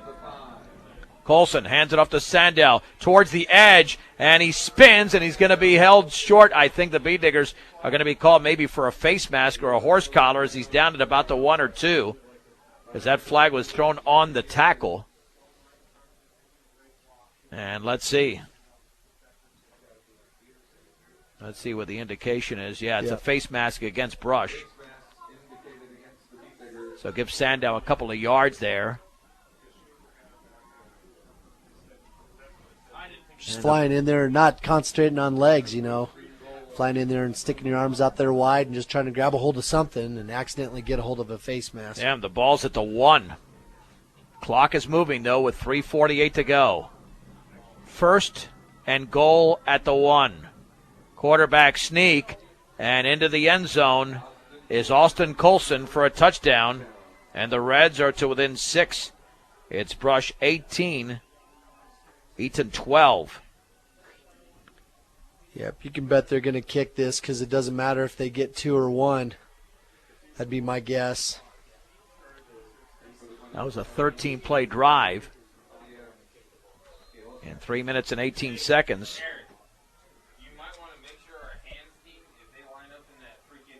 Now, here we go for the extra point from Javier Gijosa. Snap is there. The kick is up. And that one is right down the middle. 3:41 to go in the game. It's Brush 18, Eaton 13 on 1010 KSIR and KSIR.com. 13 plays, 80 yards in 3 minutes and 18 seconds. Austin Colson scores from a yard out. And the Beat Diggers now lead by just 5, 18-13. With 3:41 to go in the game. The Beat Diggers have no deep man. Got to watch out there because somebody can run down on special teams. Remember, it's anybody's ball after 10 yards. Let's see if Eaton decides to just kick it deep. Well, they can still, even though they spread out now, they can still kick an onside kick out of this. And they do not. It's high, short, taken by Baby at the 15. Hold on to the football at the 20. Stutter stepping to the 25 to the 30. And he's across the 35 towards the 36. This is the money drive for the Beat Diggers. The Reds have their timeouts. You need probably 3 first downs to clinch it. Yep. They're just going to have to take it one at a time. I'll tell you what, there's not a quarterback I'd rather have on the field right now. You think about last year, all the time that Maltos would wait for that back judge to start counting it off before he'd snap the ball. He's got a lot of experience eating the clock. 1st and 10 for the Beat Diggers at their own 36-yard line with 3 in the backfield. Baby is under center. Matos Garcia to hand it off to Shaver, and he's hit in the backfield for a loss. That was read perfectly by Sandow. The loss is back to the 33. That's a loss of 3. Second down and 13. Timeout Eaton, and that's what they're going to do and try to preserve the time. The Bee Diggers are going to have to come up with a special play because Eaton is stacking that line of scrimmage. Yeah, and they're doing it all in between our tight ends, so the best place to attack is going to be on that outside edge. Somehow they're going to have to use a bootleg or some sort of a fake, or maybe a quick pass to the outside, a quick out to try to get away from all those linebackers and guys that are blitzing. Find out why Morgan Community College is the best choice for your higher education. Visit MCC online at morgancc.edu or stop by the campus for a personal advising session. MCC, there to help you imagine your possibilities, believe in yourself, and achieve your goals. Morgan Community College.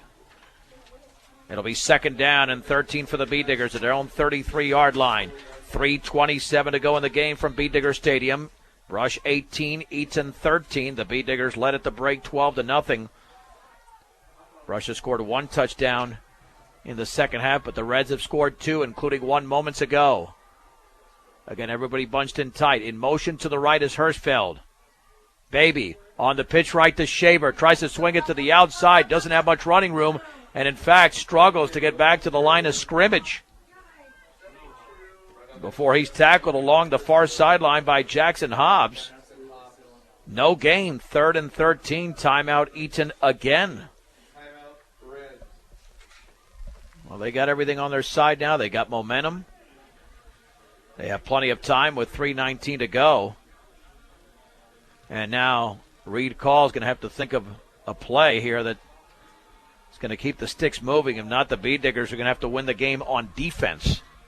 Yeah, and if anything, he's just got to get it upfield a little bit further so when we punt the ball, we got a shot at it. And I'll be honest with you, our punting game scares me with how low Garcilaso's been kicking it. Although his last punt was outstanding, he just has to duplicate that. It was a really, really good punt. But now you're facing a 4th and closer to 14, or 3rd, I should say. If you can pick up a first down here, that would be huge because then Eaton, if they got the ball back, they wouldn't get it back for a while. And I wonder if you go with a different count here as well, try to gain some yards the cheap way. 3rd and a long 13 from the 33. Under center is Baby. Baby's going to roll to his left. Pressure coming. And he's going to be thrown down and sacked. He had no chance there. I mean, there was no blocking there. A huge loss. Back inside the 20, it looks like. Man, that is about a 14-yard loss to the 19. So the Bee Diggers went backwards on 2 of the 3 plays. And now the Reds use their final timeout. Well, Brush has got to win it on defense. Simple as that. Because they went 17 yards backwards on that drive, on that possession. Yeah, that was exactly what we didn't need to happen. But we just didn't have the block in there on that last play. They had, again, like they kind of did in the first half, they attacked our end. They had a couple of guys standing up over there, and our tackle can only block one of them. The other guy came free and was able to grab a hold of Maltos by the shirt and drag him down. And they're not going to need 80 yards this time. They might need just 50 yards to take the lead. We just got to hope they don't block it. I'm just really nervous. Eaton has never led in the game, but they've got 3 minutes and 12 seconds to operate with unless they commit a turnover here. Garcilaso standing at his own 5. Awaiting the snap. There's no pressure. He gets it off, and that's a fluttering punt fielded by Donald at the 40. Running to his left, stutter stepping, and then taken down beautifully at the 42-yard line. I think that was Reed Hall who made the play. So that punt was extremely effective. It went for 41 yards with a return of 2, but this is it. You got to make a play defensively, a few plays defensively, with 3:03 to go in the game, and the Bee Diggers up by only 5. Garcilaso got a great punt off there, didn't he? Nice spiral down the field like that. It went 45 yards in the air. Eaton has no timeouts, but they have plenty of time. 1st and 10 for the Reds at their own 42, and they could still run the football. It's not a passing situation necessarily. This will be a run to the right side, to the outside for Sandow to the 45-yard line, and then taken down by Ben Brown at the 47. Still a good gain of 5 yards, 2nd down and 5. They're back up to the line of scrimmage with 2:47 to go. Under center is Colson on 2nd and 5 from the 47. This time Colson will hand it off up the middle to Ingram, grab from behind and down at the 49, a gain of 2. Baby Matos Garcia made the hit. 3rd down and 3 to go. It's a pretty good spot there. Our defensive ends just got to do a great job not letting them get outside. 3rd down and about 3. Colson, option right, pitches that way on the short side of the field, and out of bounds is Ingram. Did he get a first down? He did. He had no running room, but somehow got across the 50 to the 45 maybe. That's a gain of close to 6, and it is. Again, we got the hit on the quarterback, but when he made that pitch on the option, we just didn't have that linebacker flying up there to make the tackle on the pitch, man. Eaton is 45 yards away from grabbing the lead with 2:11 to go. Brush 18, Eaton 13. 1st and 10 from the Bead Digger 45-yard line. Receivers to the left and right. Colson with a 5-step drop, looking left, throws left, wide open, caught by Donlin at the 40-yard line, and he stretches the football across the 35 for a first down. At the 34, it's a pickup of 11. Just a huge cushion there we gave him. Nobody was within probably 10 yards when he caught the ball. Let's see if he went out of bounds. He did go out of bounds, so the clock does not even move. And right now the clock's not a factor because Eaton doesn't have that far to go. 1st and 10 from the Bead Digger 34-yard line. The backs are split. Man in motion to the left. Colson is under center. On the option right, there's the pitch. Looking to the outside is Sandow, and he dives towards the sideline. He's got about 5 or 6 yards before the hit was made. Jaron Peterson made the tackle, but it's a gain of about 6 to the 29. I'll give him 7, actually, to the 28. 2nd down and 3, 1:39 to go. Handoff, left side, Sandow swings it over there, and then he's tackled from behind by Reed Hall. What a play, throwing him for a loss. If he gets around Hall, it could have been trouble, but instead it's a loss of about 3. Yeah, just gigantic play there by Reed Hall. He was able to shrug off that block of the tackle and get into the backfield. From the 31, 3rd and 7. Pressure coming, throw off the back foot, incomplete. Incomplete on the right side. It'll be 4th down with 1:13 to go. Here's the chess match. You know, what do you do if you're Eaton? Your passing game's been pretty good. You've had some success, but you know Brush is expecting it. You come off and run that option out of that pistol. Well, you got to win it on defense now. Like we mentioned, 4th down and 7 for Eaton at the Brush 31-yard line.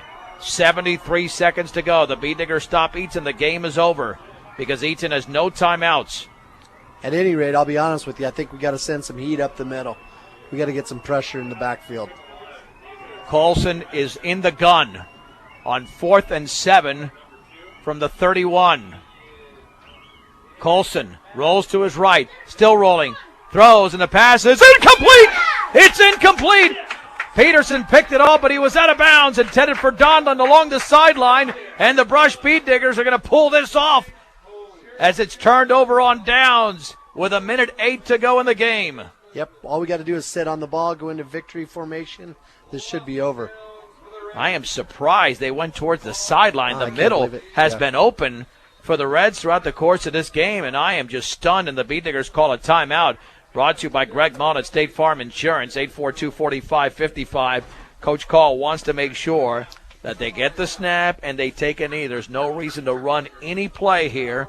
Eaton is out of timeouts with 1:08 to go, and this is a huge victory for the Bead Diggers. Gigantic, and you just hit the nail on the head. A heads-up play there by Coach.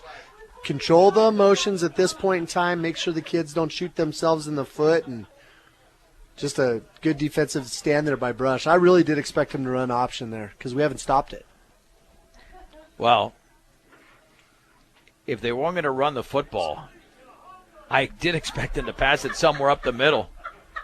So now the Bead Diggers have it at their own 31-yard line. All they've got to do is take a knee twice, and the game will be over. Clay Shaver is the security blanket. He's 11 yards behind the center. Baby has the football and takes a knee. The clock is now inside of 1 minute to go. And what a huge win this is for the Bead Diggers. And a great game as well. Yeah, it was exciting. You know, I really enjoyed the chess match between the coaches. You know, couldn't figure out if they were going to throw it or if they were going to run it. And, you know, luckily for us, you know, our defensive coaches, Coach Lefevre, did a really good job of sending some big blitzes in there just on time. Baby takes another knee. He actually took it a couple of yards backwards. And that should do it as the clock is at 23 seconds to go, and the Bead Diggers don't have to snap it again. The Brush Bead Diggers have pulled it off. They have won their regular season finale and finished third in the Patriot League, defeating the Eaton Reds and extending their home winning streak to 12 games and extending their regular season home winning streak to 16 games. Brush 18, Eaton 13 on 1010 KSIR and KSIR.com. Sean Beltran back with Dave Urich. The Bead Digger post-game show is brought to you by Mr. D's Ace Home Center with 3 locations to serve you better. Sterling, Brush, and Fort Morgan, your headquarters for all your home, farm, and ranch supplies from plumbing to feed.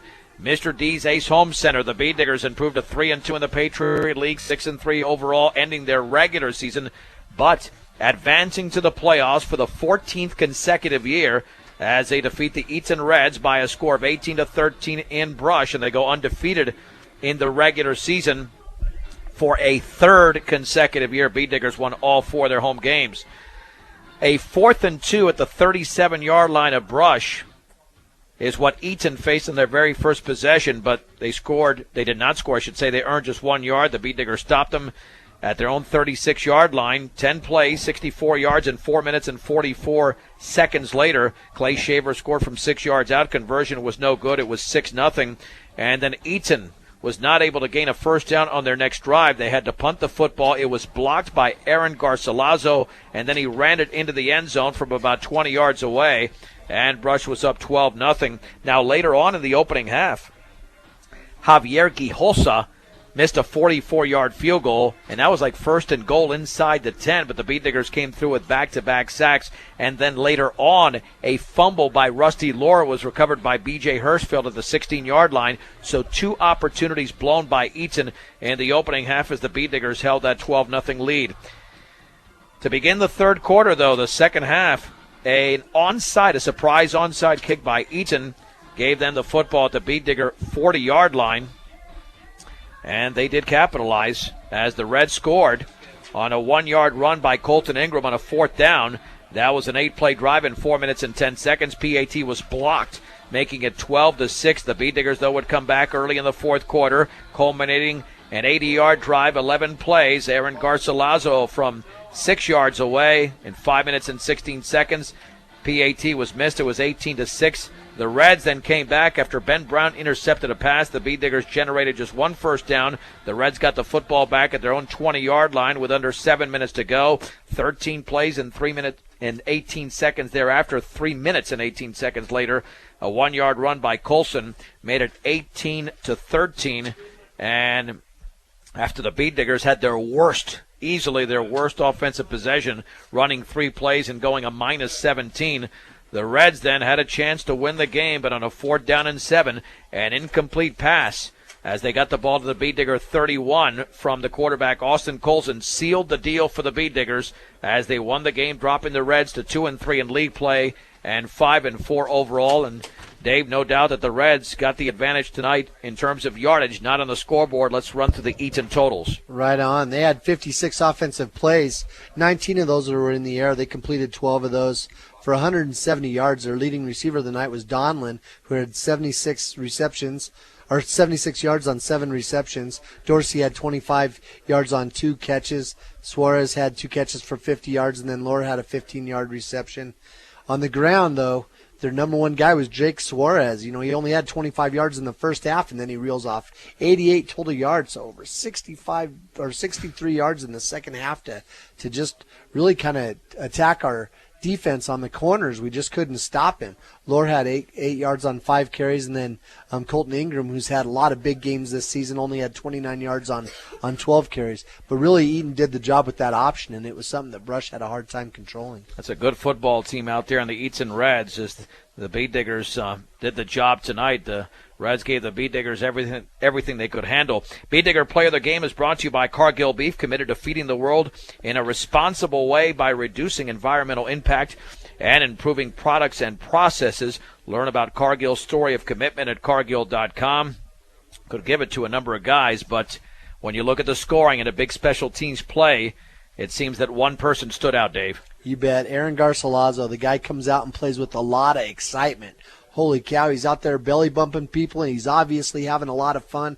Ends up with a punt block, and he turns around and runs that into the end zone all by himself. He follows that with a touchdown run, and then on top of that, he had a whole bunch of great tackles and just a really good game for Aaron Garcilaso, and a pat on the back for him. All right, let's run through the rest of the numbers for the Bee Diggers on a night where, you know, they made some clutch plays offensively. They converted quite a few third downs. Oh, they sure did, and a lot of those were in the air. You know, Maltos threw the ball a grand total of 11 times. He completed 8 of those. He had 4 different receivers. Peterson had a catch for 14 yards. Shaver had 2 for 20 yards. Brown had 4 catches for 49 yards, his best game of the year offensively. And then Hirschfield had 2 clutch catches for a total of 16 yards. Maltos ran the ball 9 times for 34 yards. Mount had 1 pass that he threw for 26 yards on that big double pass that he threw to Ben down Brown. the field to Ben Brown. That was just a huge play. But our number one runner again today was Shaver, who's back on the game. He didn't make the century mark, but he's got those yards again that we need him to have going into the playoff with 94 yards on 22 carries. That's another guy, Ben Brown. Interception, came up with a big catch, made a few huge tackles there as well. So that's why it's not easy to name a player of the game. But Aaron Garcilaso is the Bee Digger Player of the Game, brought to you by Cargill Beef. The Bee Diggers, for the 14th straight year, advanced to the 2A playoffs, which will begin next week. The Bee Diggers more than likely would be on the road since they finished in 3rd place out of the Patriot League. You can follow us on Twitter at KSIR Sports and our 1010 KSIR Sports Facebook page. And as soon as we know where the Bee Diggers will be playing, we will be posting it on our social media sites. Keep in mind that we'll have video coverage as well of this game, KSIR B106 channel on YouTube. We'll have several video clips of this particular game. Our replay coordinator is Alec Creighton, sound engineer and producer. Another fine job by Rose Condas. For Dave Urich, I'm John Beltran. The final score in an exciting game tonight from Bee Digger Stadium in Brush. It's Brush 18, the Eaton Reds 13 on 1010 KSIR and KSIR.com.